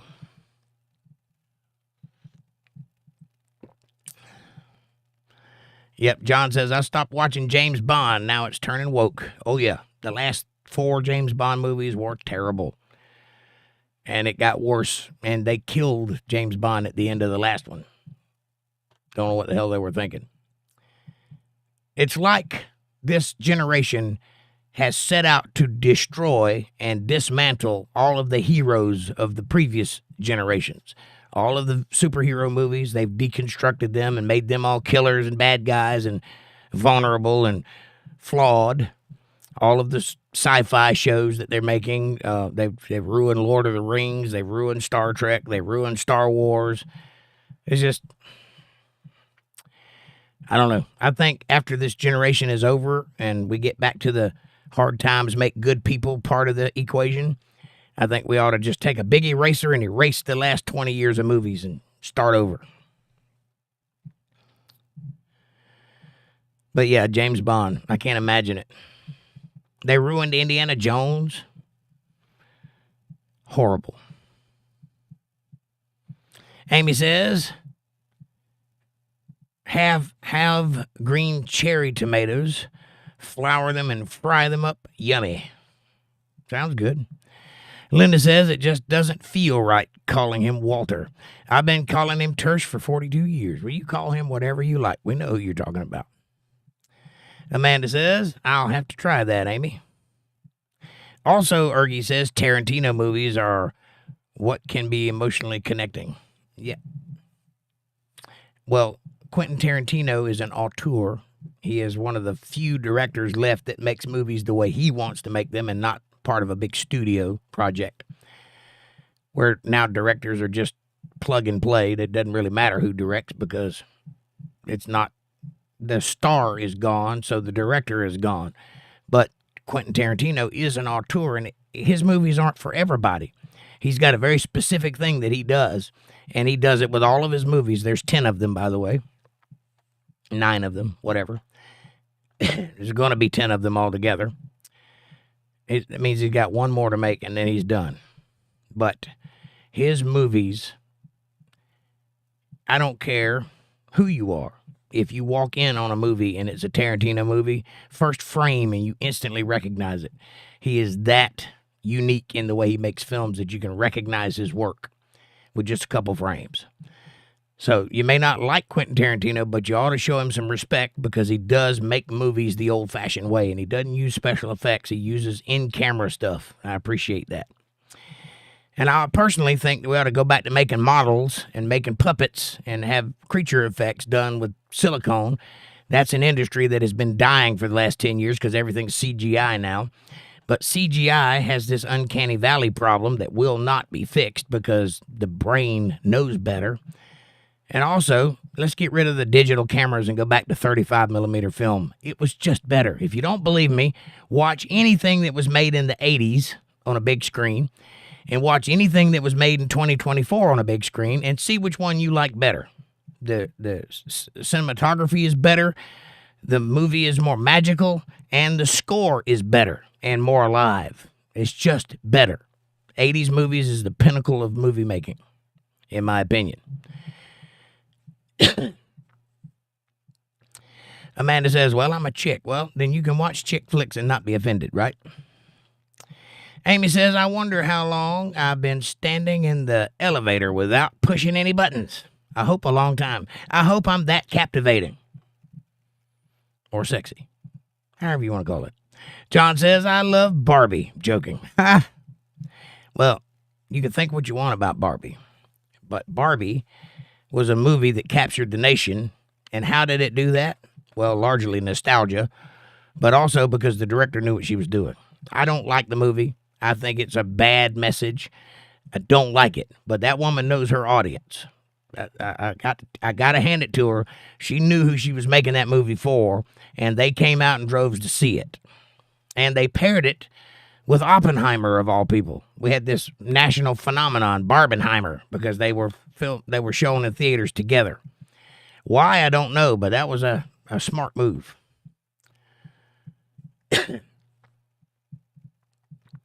And I can appreciate movies that I don't like if they're well made. And Barbie was well made. it was also woke. And I think if you go woke, you go broke. But this is one of the examples. She made a killing on that movie. Mostly because of the name Barbie, but because she knew her audience. Amanda says, LOL, Amy. Ergie says, especially Pulp Fiction. Pulp Fiction was a great movie. Pulp Fiction was the first movie I sat there on the edge of my seat with the remote rewinding it time and time again to catch what I missed. First movie I did that. It captivated my mind. Excuse me. And I've seen all of Tarantino's movies. And all of the movies that he was a part of that he didn't actually make, like From Dusk Till Dawn, or what's the one with the Christian Slater in it? I'm drawing a blank, but you know, the one with Christian Slater and the chick that played in the TV show Medium. Can't think of her name either, but you know which one I'm talking about. True Romance. True Romance. Yeah, good movie. Amanda says, yes, Ergies, that's a great movie. We watched it not too long ago, didn't we? What about Once Upon a Time in Hollywood, Amanda? That's a good movie also. A lot better of a movie if you grew up in the 70s. Not such a good movie if you didn't, because you don't understand the references. Never seen it. We'll have to fix that. It's a good movie. Walter Davis says, there are only a few financial companies that finance movies, and they want tried and true winners like remakes of blockbusters of yesterday. True.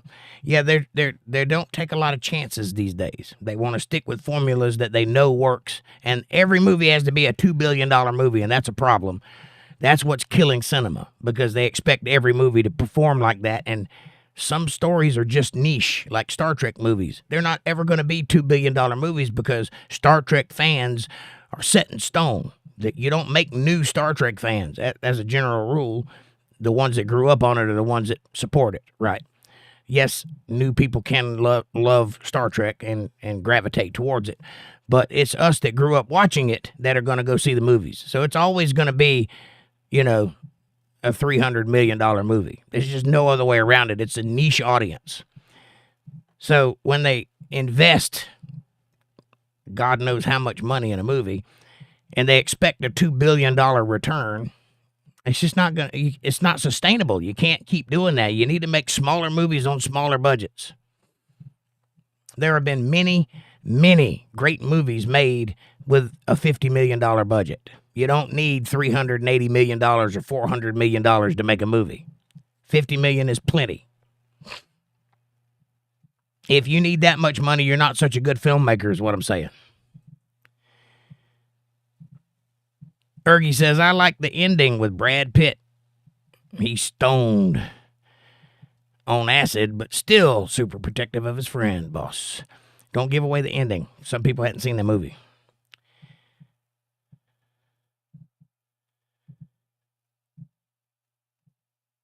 Yep, I like the fact that all of the fighting and killing is happening and Leonardo DiCaprio is in the pool. Right on.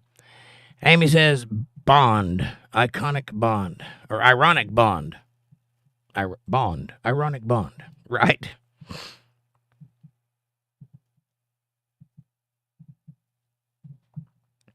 Ergie says, listening music.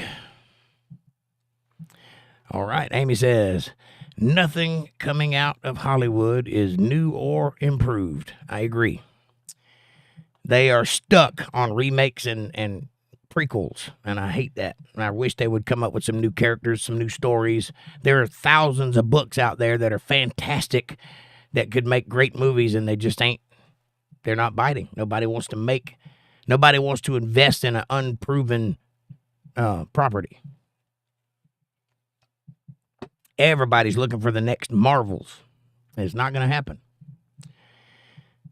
Linda Davis says, I agree, Amy. I hate when they try to remake the classics and ruin it. If they made it and it was better, that'd be fine. But it ain't better. John says, Clint Eastwood making his last movie at 92. Right on. Amy says, I like the Kill Bill movies. Yes, those were good movies also. Have you seen Reservoir Dogs? That's a great movie. You'd love it. It is hyper violent, just like Kill Bill is. Walter says some of the best new original films are independent, privately funded and made. True, but they're also smaller movies, and which is a good thing. A12 is a studio that makes independent films, so I would recommend that. And also Lionsgate makes some independent films. They used to. I don't know if they still do or not. But those are good studios to look into their movies. So they have some good. They got some stinkers too, but they got some good movies. Amanda says Torino was a great movie with Clint Eastwood. Gran Torino was the name of that movie. And yeah, that was a good movie. And Amy says From Dusk Till Dawn was horrible. It was so campy. It was supposed to be. And, you have to like that kind of movie to appreciate From Dusk Till Dawn. Amy says, I agree, Walter. And Linda Davis says, I like Gran Torino. So did I. Walter says, who did Blue Velvet? Ah, Blue Velvet. Now, there's a movie. I don't remember who did it. I think, let me see, who did it? Amanda, look up and see who directed Blue Velvet. I can't remember. Who? David Lynch. That's a David Lynch movie. David Lynch is one of the guys that made the movie Dune. And so he's got a very eclectic, unique style of filmmaking. He also did that TV show, Twin Peaks. He was part of that. Mulholland Drive, that sort of thing. And then Blue Velvet, which is a great movie. Very weird. But if you're into that kind of sensual movie, you'll like this one. Hypersexual movie. Amy says there's a good fantasy miniseries called The 10th Kingdom. It's 10 hours long, but worth the binge watch. The 10th Kingdom. I'll look into that. I liked the a new show called, hang on. I can't remember.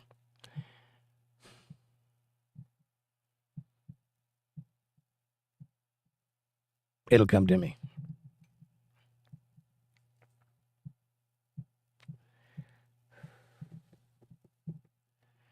It was based on a book by Arthur Conan Doyle.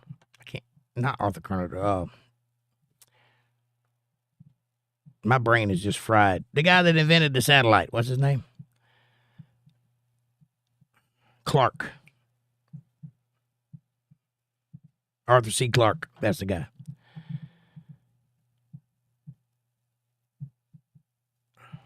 I liked Fast and Furious Transformers movies, says Amanda. Well, we all can't have great taste in movies. It's okay. It's all right if you like cheesy schlock. CGI movies. We're talking about cinema. That's not cinema. If you don't believe that, listen to Francis Ford Coppola or any of the other great directors that talk about that sort of thing. There's a difference between cinema and movies.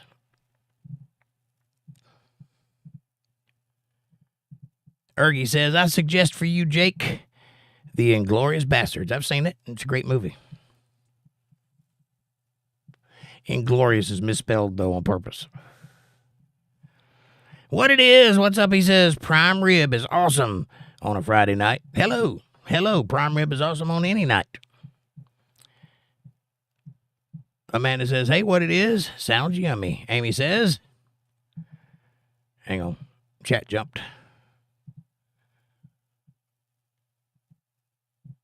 Amy says, I usually just watch true crime dramas or body cam shows. Yeah, I hate those things. She does too. She likes those, I call it my fucked up truck shows. Hey, I got a fucked up truck. Hey, let's go talk to Bill. He's got a fucked up truck too. You know what I mean? Those kind of shows. I can't get into it. I don't like, what do you call it? Reality TV. I don't like it. Too much like a game show. But I understand. Women seem to like true crime dramas. Amanda says, LOL, I do sometimes too, Amy. All the time. I have to force her to watch actual shows. John says, good film, Lock, Stock, and Two Smoking Barrels. Yes, but it's a ripoff of Ace in the Hole or whatever it is. Lock, Stock, and Two Smoking Barrels is a remake. I don't know if you know that or not. John says, good. I read that one. Amy says, I like classic car TV shows too. You mean like the Dukes of Hazzard? Or like Moonshine Runners? Or like Bullet? Yeah, those are good shows. Movies, good movies. I think you're talking about like Chip Foose and Overhauling, that sort of thing. What it is says, the nasty letters in true movies about a scandal in the 1920s. The nasty letters? I'll check that out. Lady Chatterley's Lover is right up there with that. You'd like that movie. If you like this one, you'd like that one. Who did Deep Throat? That was a porno, and it was whoever did pornos in those days. It was the first blockbuster porno, and lots of people were trying to normalize it back in the 70s, so even like movie stars and famous people would come out and watch it and be seen going into the theater. They were showing it in actual theaters, not just, skin flick theaters. It was quite interesting, that period of time. They really tried to make porno a thing, but I can't think of what they're called now, the people that regulate movies, put the stamp on the front of the movie, the NC-17 ratings and all that, whoever those people are, they jumped in with a quickness and put a stop to all that, and that was actually legislated from the government to stop that. What it is says, hello all. Hey, hello, what it is. Walter says, George Lucas' first big hit was American Graffiti. Not true. American Graffiti 2 came out a year later and didn't do so well. And watched them back to back, and the genius shows through.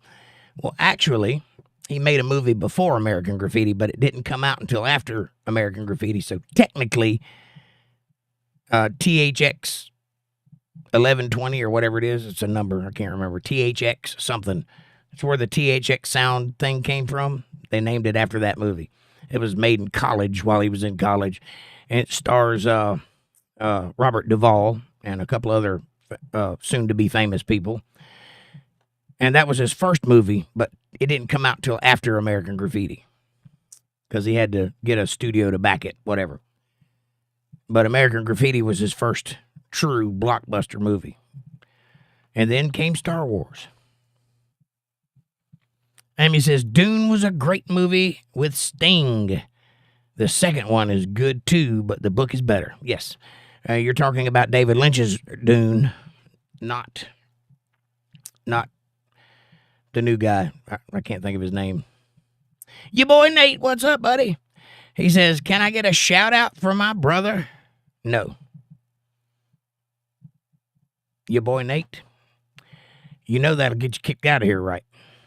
I'm only warning you because you've been here before and you've been cordial, but we can't do that here. You're hurting my channel by that, so stop it. Amanda says, hi, you boy.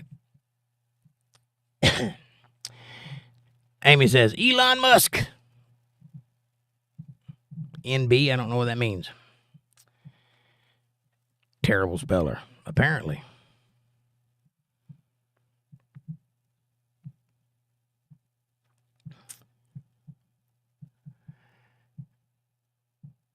Amy says, I'm fluent in typoes. Me too. I wonder where I've heard that before. Amanda says, LOL, Amy, I think we all have to be. Right on. Right turn, Clyde. That was a good movie, too. The Patriot is good to me. The Patriot is an excellent movie.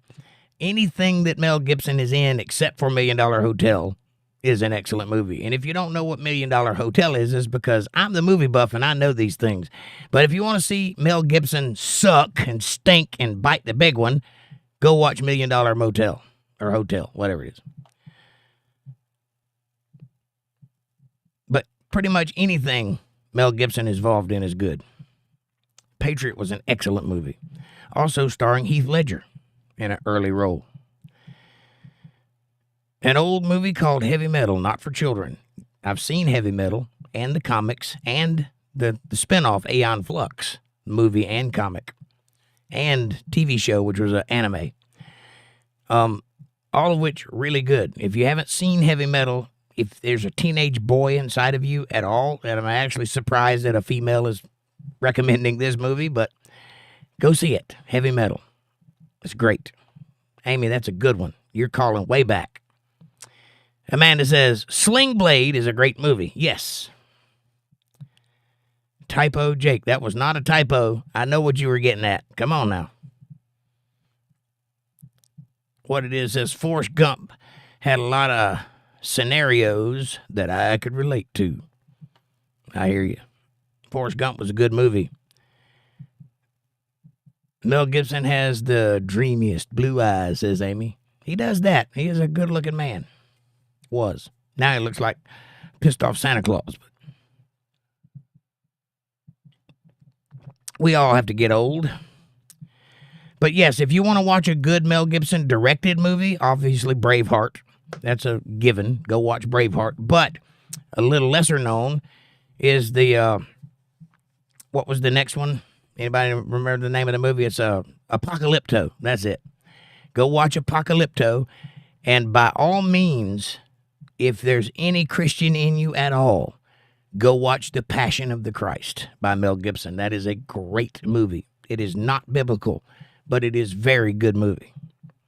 Don't watch it trying to learn what Jesus said and did, because there's a little bit of Hollywood involved. It is not biblical. There's some biblical stuff in it, but it is not correct. So don't watch it for that reason. Watch it because it's a good movie. And it is. Yeah.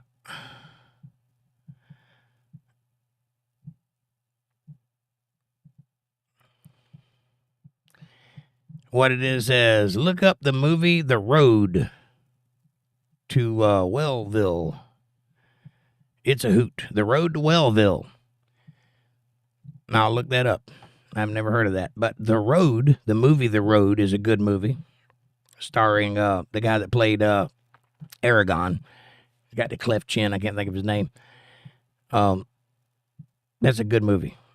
The Road. But The Road to Wellville. I'll check that out. Amanda says, Sam Elliott gets sexier the older he gets. Also true. I don't know, though. If you've ever seen him in some 70s movies, he looks exactly the same then as he does now. So I think he's just sexy personified. And Linda says, I like any movie that Sam Elliott is in, too. I do, too. Amanda says, yes, Linda.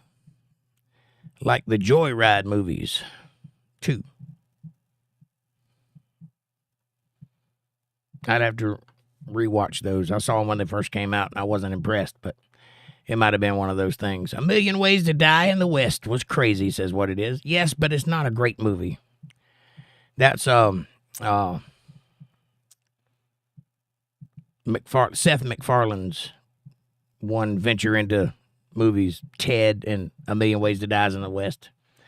It was a good movie, but it wasn't great. Roadhouse is a great movie that isn't good. So that's the exact opposite.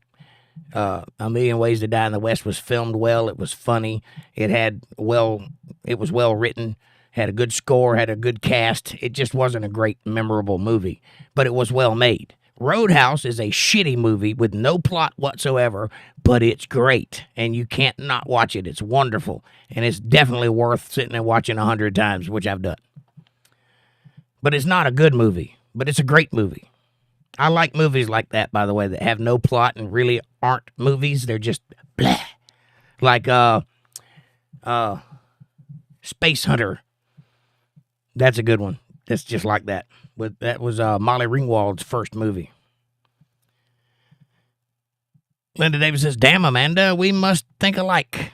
Every time I post a comment, you are basically posting the same thing at the same time. Yes, she does that to me too, and I can't stand it. Amanda says, oh, Amy, that's my all-time favorite, the original. Yeah, have you seen the remake of Roadhouse, by the way? You want to talk about a movie that just didn't hit the mark? There you go. Amanda says, LOL, Linda, great minds think alike. Amy says, yes, but it has Patrick Swayze naked.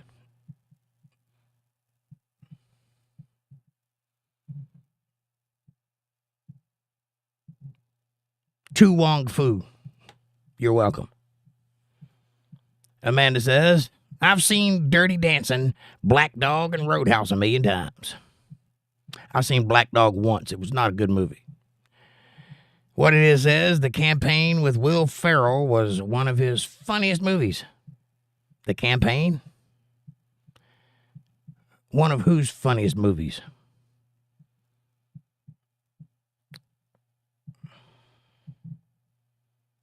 Did I miss one?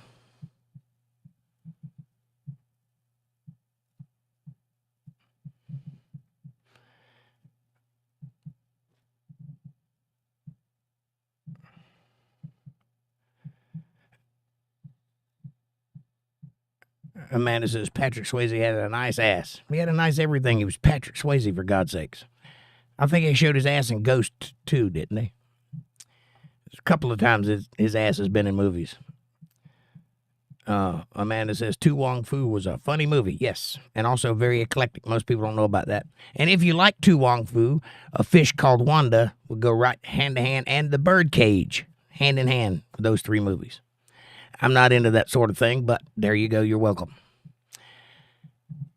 And Boys Don't Cry is a drama that will go along with those movies.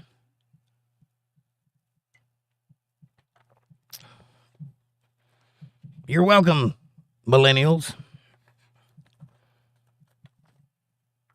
You want to know where those ideas came from? Now you know.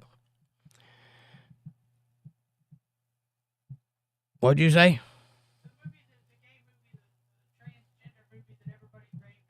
I know.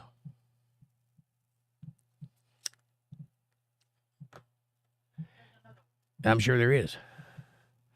Up in Smoke, yes. Well, that's not a good movie at all. That's just a funny movie. In fact, all Cheech and Chong's movies are not good movies, but they are funny. Linda Davis says, Amanda, what do you think about Mark Hamill, the CSI guy? He's okay, says Amanda. She likes a man with a mustache. You know what I'm saying? But a lot of women go crazy over Mark Hamill.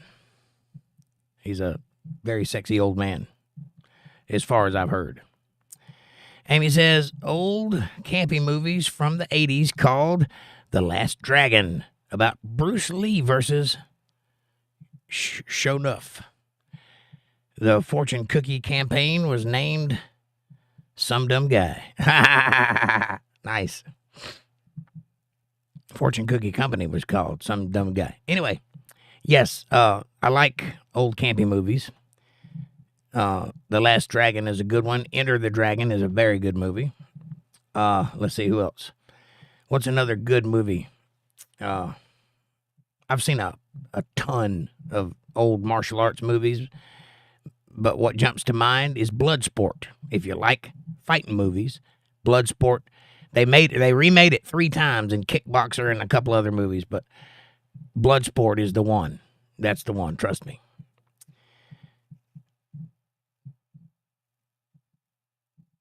Fast Times at Ridgemont High says what it is was a good movie with Phoebe Cates. Phoebe Cates, who was also in Gremlins and a couple of other movies.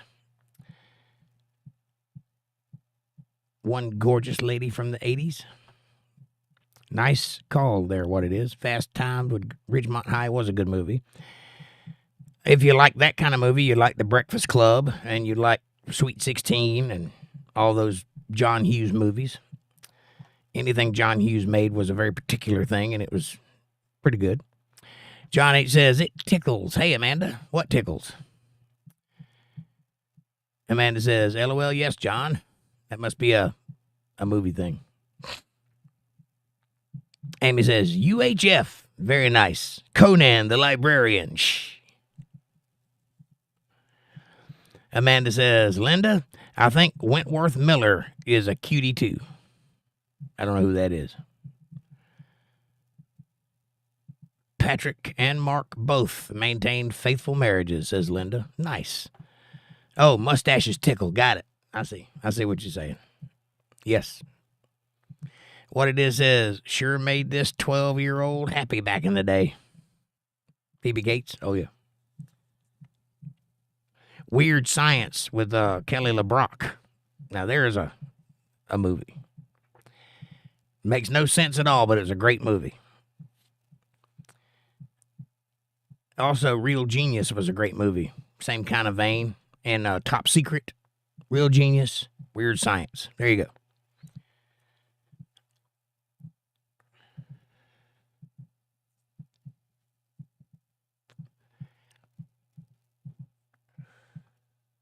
I'm a fan of the brothers who made the spoof movies. Can't remember their names. John says, Alcatraz. Is that a movie? Amy says, Molly Ringwald. Yes. If you want to see her first role, 17 years old and smoking hot, Space Hunter. Check it out. You're welcome. Amanda says, Wentworth Miller played in the series Prison Break. Oh, I don't like that guy. You're a weirdo. That guy's head is too narrow. And he doesn't have a mustache. But whatever, to each his own. Anyway, it is 10:28 and I got to go to bed. He's too young, says Linda. I agree. Alcatraz with Clint Eastwood, and I got you.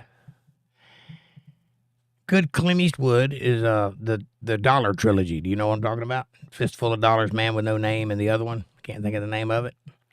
Those are spaghetti westerns made by the famous guy that made spaghetti westerns. I can't remember his name either, but they're great movies. Check them out. And also Unforgiven is a great movie with Clint Eastwood. What it is says, that's what she said. Right on. Amanda says, he is that, Linda. But he's eye candy. What it is says, good night. Angela Ashkin says, hello, everybody. Hey, Angela. I'll stay a few more minutes just for you. Amy says, hi, Angel. Bye, Angel. Love you. I'll stick around for just a couple more minutes. Linda says, yeah, but I have boys his age, LOL. Right on. It's kind of hard to be attracted to somebody the age of your child. I know. Amanda says, good night, all. See you tomorrow night at 8:30 p.m. Eastern Standard Time right here on Untethered Live for some politics with a capital P. Amanda says, hi, Angel. Angel says, love you too, Amy. John says, good night, everybody. Be fun. Been fun. It has been fun. Angel says, hello, Amanda. Angel, you doing all right? You enjoying the new year so far? I'm not attracted to anyone. Well, that's terrible. You should be. Really? Nobody?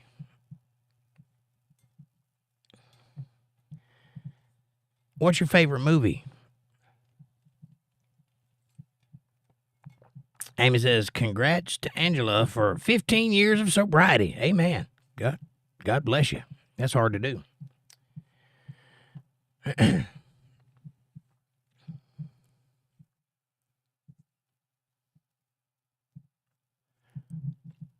Amanda says, yes, congratulations, Angel. Claps and presents or explosions. I don't know what that is. Linda says, congrats with flowers. Nice. Lady and the Tramp. Well, that's a cartoon. That's not cinema, but I hear you. That is a good one. Fireworks. Okay, I see.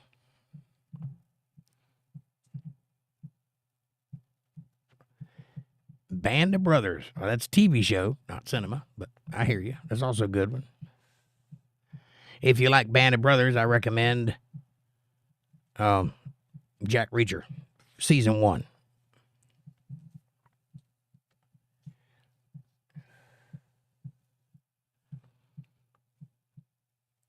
Not exactly the same thing, but in the same vein. You'll like it. Firefly for a TV show, says Amanda. That is good. One season exists, period, and a movie, and it is fantastic.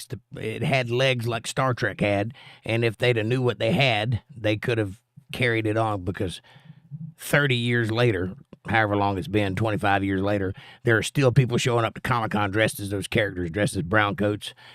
They really dropped the ball on that. They should have really put all their money into that basket. Instead, they went with a spy thriller, which was canceled in the first season. And they canceled Firefly, which would still be on TV had they kept making it. Fox. Go figure. It ends with us, says Angela. Nice. Lena says, what's the one that they go looking for the only son that was left in the war? I don't know. I'm not a big fan of war movies. Amy says, Alf was an interesting show for the 80s. Yes, it was. Very interesting. Ha! That killed me. Before you get up for that final snack, I want you to know I'll be right back. Ha! Yes, I am that old. Angela says, LOL, Amy. Dinosaurs, not the mama. Not the mama. Really? That was horrible. Saving Private Ryan, that's it. You're right. That's a great movie. The first 10 minutes of that movie is groundbreaking. Nothing has ever been seen like that. Trust me. Amanda says, I thought I'd that too. I thought about that one too. Dinosaurs. Gotcha. I was a kid when dinosaurs came out. LOL. Yeah, me too. Actual dinosaurs.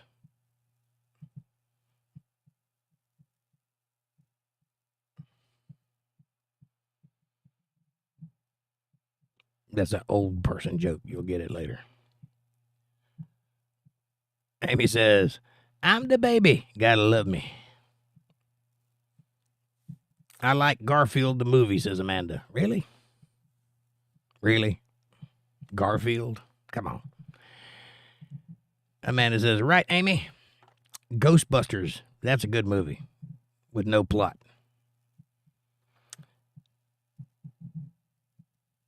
The 68888 was a good movie. I don't know if I've seen that one. Maybe. Is that Hurt Locker territory? Amanda says Alvin and the Chipmunks is a cute movie. Stop naming terrible movies. Those aren't movies. Those are kids' TV shows made into feature-length films. Man on Fire is a good movie. That's Denzel Washington, Man on Fire. It's a great movie. Bill Murray did the voice of Garfield. One of them, yeah. Amanda says Fifth Element is a great movie. Yeah. It's a little misunderstood because it has French sentimentality to it, because Luc Besson made that movie, and he's a French guy. French auteur, makes French movies. He delved into Hollywood a couple of times. He made the Transporter TV series, which is, it's all right.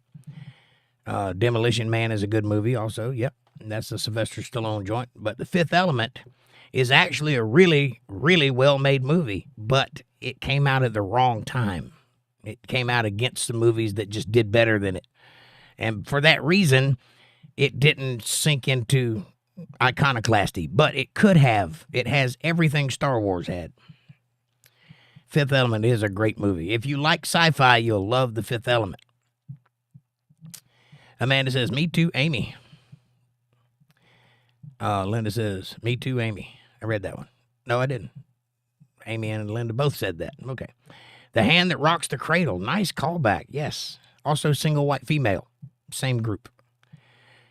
Bonfire Vanities, if you want to see the worst movie ever made. One of the worst movies ever made. Bonfire of Vanities. It had all of the makings of a good movie and was terrible. Sometimes they just fail, right? They had all the money. Had all the stars, had all the people that make movies, the good people. It was very well directed, very well staffed, and it just turned out garbage. It just did. Sometimes they just can't win. Lilu, multipass. Right. Bada boom.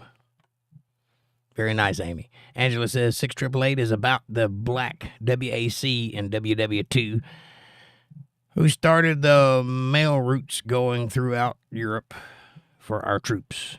Oh, is that a new show that just came out? Because they just made a TV show about those people.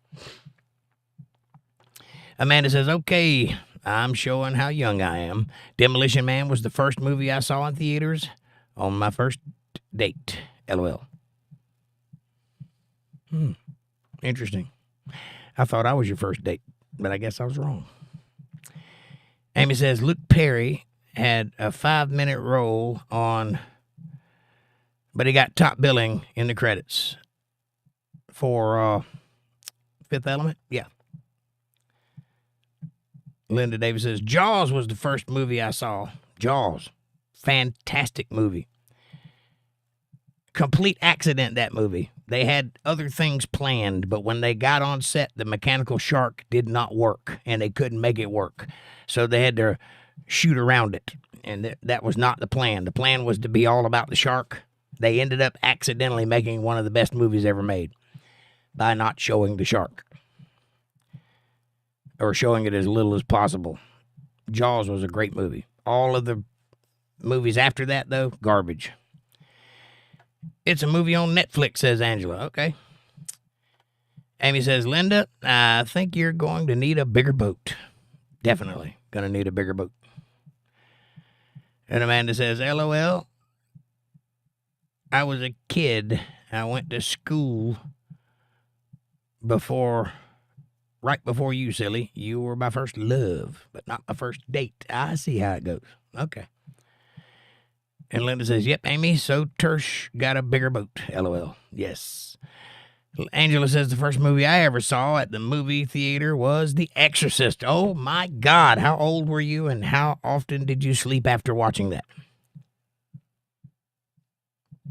If you saw The Exorcist when it was in theaters, you were among the people that were having heart attacks and passing out at that movie. Because nobody had ever seen anything like that. That was a groundbreaking movie. I pity you. Monkey Juice says, my first movie was a drive-in, and that was Grease. Monkey Juice, what's up, buddy? Happy New Year. Amanda says, hi, Monkey. Monkey says, LOL, Amanda. Grease was your first movie. My first movie, the first movie I ever saw in a theater was E.T., and I had to go see it 3 times because all 3 times the film broke in the first 5 minutes. So for forever, I didn't actually watch that whole movie until it came out on VHS when they invented VHS. There was no VHS when it came out. So I went to see that movie 3 times and failed 3 times. My stepmom was a horror film fanatic, says Angela. Excellent. So she probably knows about The Howling, things like that. Or is she into B movies? We get way back into like Elvira type territory. Killer Tomatoes and such. Amy says, I remember going to the drive-in with my husband to watch Judge Dredd, the original one. Yeah. Yep, I miss drive-in movies. I think somewhere around the United States they still have a few of them, but I hadn't seen one in years. I'm sure there's one nearby where I'm at because I've heard people talk about it. But it's not like a normal thing. It's like a boutique kind of thing. I told you not to use wire hangers. Name the movie. I told you not to use wire hangers. I don't know. That's a good one. That's a good movie quote because I don't know what that's from. And I'm sure I've seen it. There is one in Lakeland, says Amanda. Angela says, yep. And she had all of the books. I think I was around 8 or 9 when I saw it. Man, that's a hell of a first movie. It really is. Mother May I, says Amanda. Mommy Dearest. I have seen Mommy Dearest. Linda got it, says Amy. Good call. I have seen Mommy Dearest. Which one is the movie? I'm reaching way back now. The two kids that were brother and sister that were locked in a closet. Is that Mommy Dearest? Or locked in an attic and they had to mate to... I can't remember. I think that's Mommy Dearest. I was on the right track, just the wrong name, says Amanda. Right on. Angela says, I saw Mommy Dearest on the Flowers in the Attic. That's right. That's a good movie. That freaked me out as a child. I was very young when I saw that movie. Good call, Linda. Angela says, I saw Mommy Dearest on TV. Well, you missed all the good stuff then. What about Christine? Remember that movie? Or I was thinking of the other one. Not Christine, but the one with the girl, Sissy Spacek. Played the prom girl that had blood poured on her. What was that movie called? Good gracious, my memory is just shot. Carrie. Thank you, Amy. Carrie was a good movie. Angela says, no, Mommy Dearest was about an actress. You were thinking of Flowers in the Attic. Right. And Amanda says, I love that movie. It was a car movie. Christine, yeah, that was the car. Carrie was the girl. Right. And Cujo.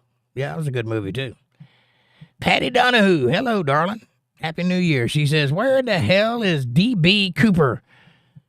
Was, I think, mine or Jaws. Or Jawas. Jawas is ding, ding, ding, ding, ding, ding, ding, ding. Wait a minute. It's the wrong movie. Ooh, teeny.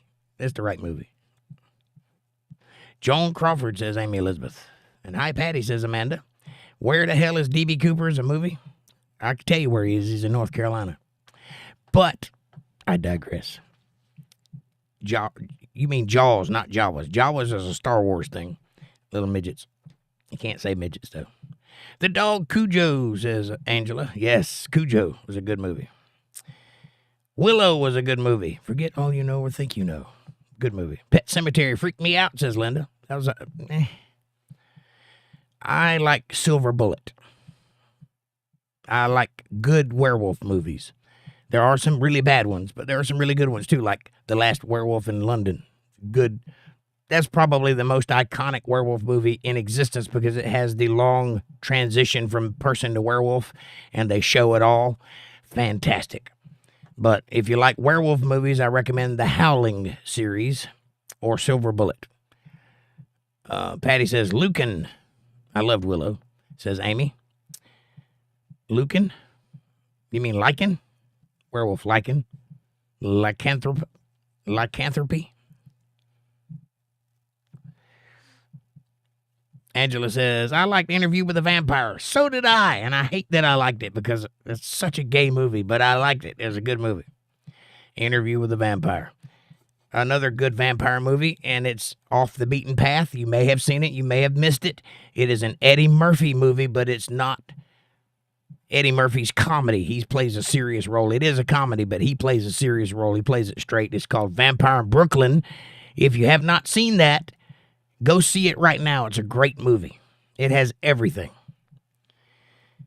Lucan the Wild Boy, says Patty. Okay, so Lucan is a play on the word lichen. Lucan is a name based on Lucifer or Lucas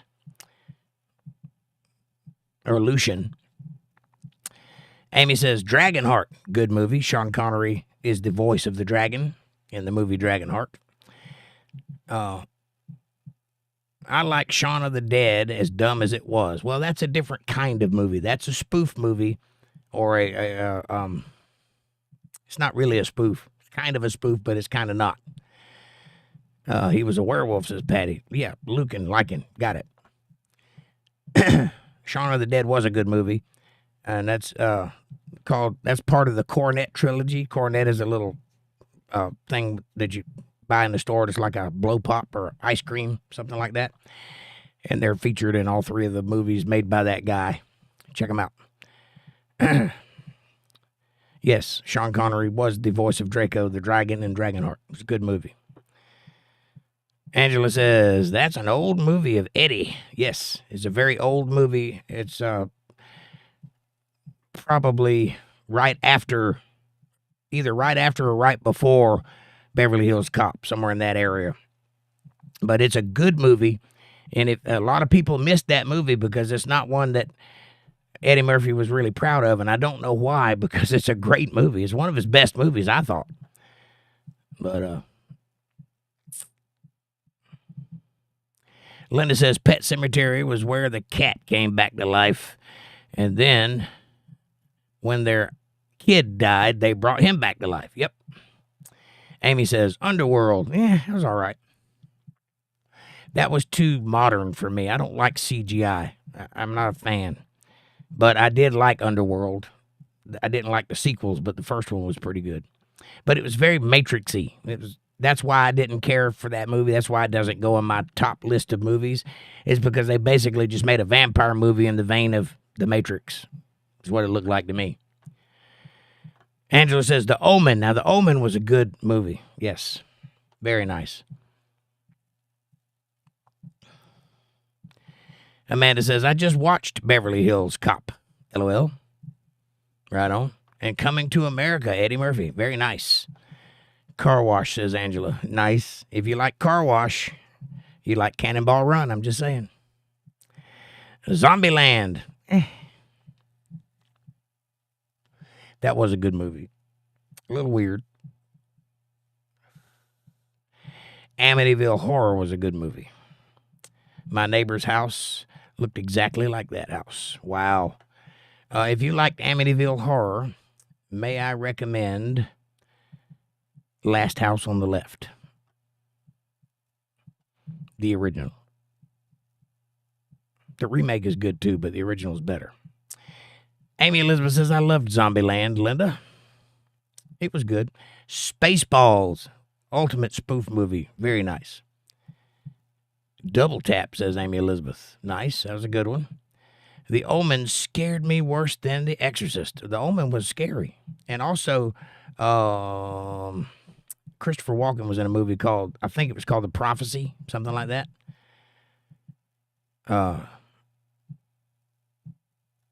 Also a scary movie.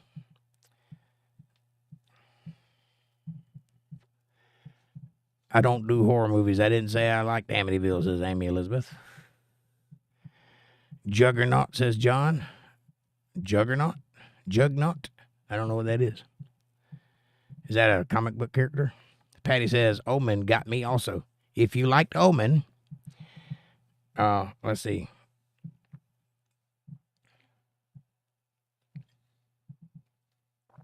There's a movie called Demons. Go check it out. You're welcome. Also,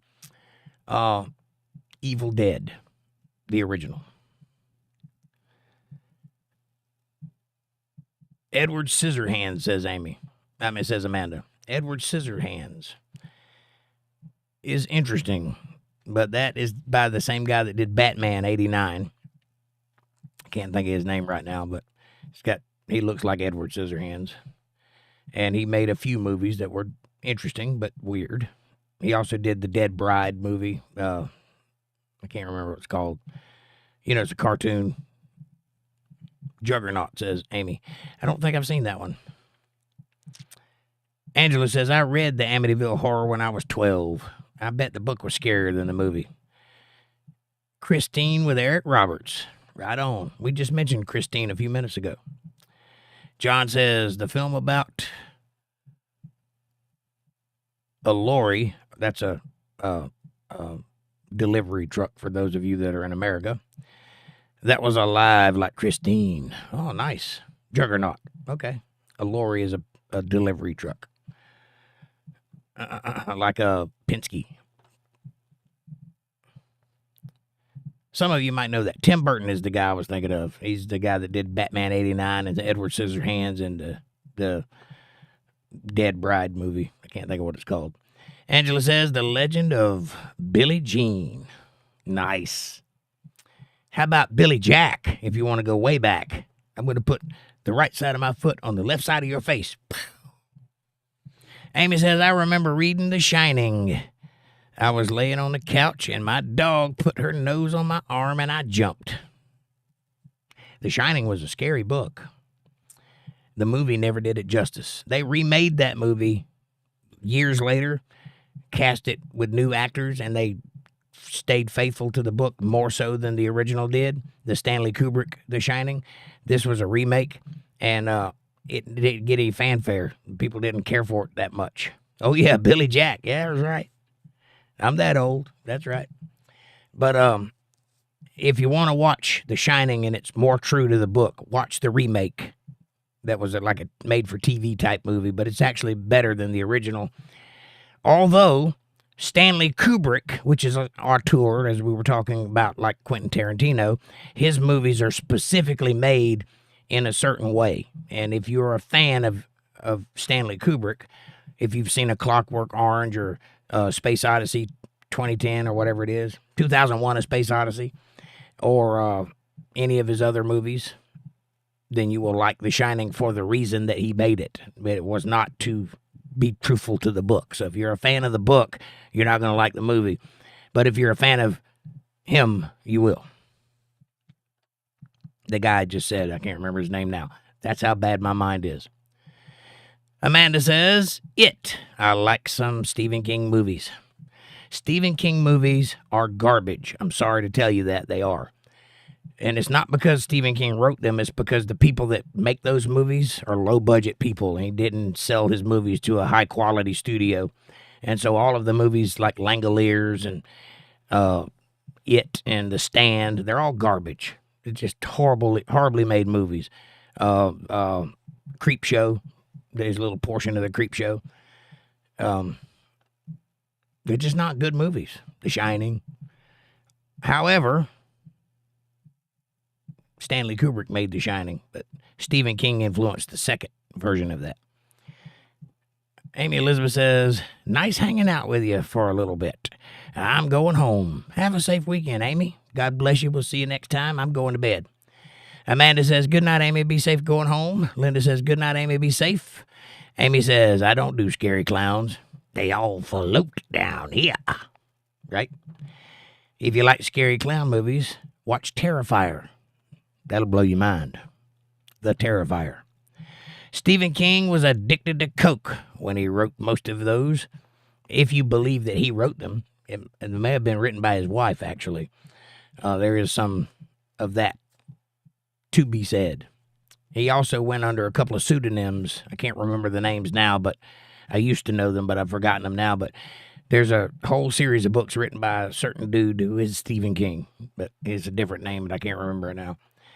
Okay, then, Overboard, LOL. That's the Kurt Russell, Meg Ryan joint. Was a very good movie. I liked Overboard. Linda says, Amanda, I love the original Overboard. I hadn't seen the remake. I try to avoid those. Goldie Hawn, not Meg Ryan. Thank you. Me too, Linda. Kurt Russell and Goldie Hawn. That's right. Patty says, I think Tarantino might be from Knoxville, Tennessee. He is. That's where he was raised. And his father is a musician from that area and probably still lives in that area. He's a Tarantino also, but I forget what his first name is. But yeah, he is from Knoxville, or at least lived there as a child, but he also lived in L.A. for a while.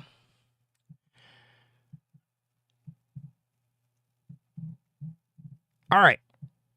Johnny Knoxville is his cousin. Really? I did not know that. Interesting. I can see the resemblance, kind of. Weird. Okay. Amanda says, all right, good night all. See you tomorrow night. All right, I'm out of here. Thank you all for watching. I enjoyed the conversation immensely. I hope you all did too. Angela says, I saw a movie based on the true life of a Catholic priest who did exorcisms. Many times the people were faking and he would pretend to do exorcisms, and he really did come across people who really needed it. And that would be the what's the guy? The guy that was the gladiator. I can't think of his name. I got Kurt Russell on my mind. Russell Crowe. That's it. I think that's the movie you're talking about. That was a good movie. Linda Davis says, nice hanging with you all. See you all tomorrow night. Mwah. Thank you. Linda, and thank you, everybody. God bless you all. Have a great night. I'll see you tomorrow. Thanks for watching.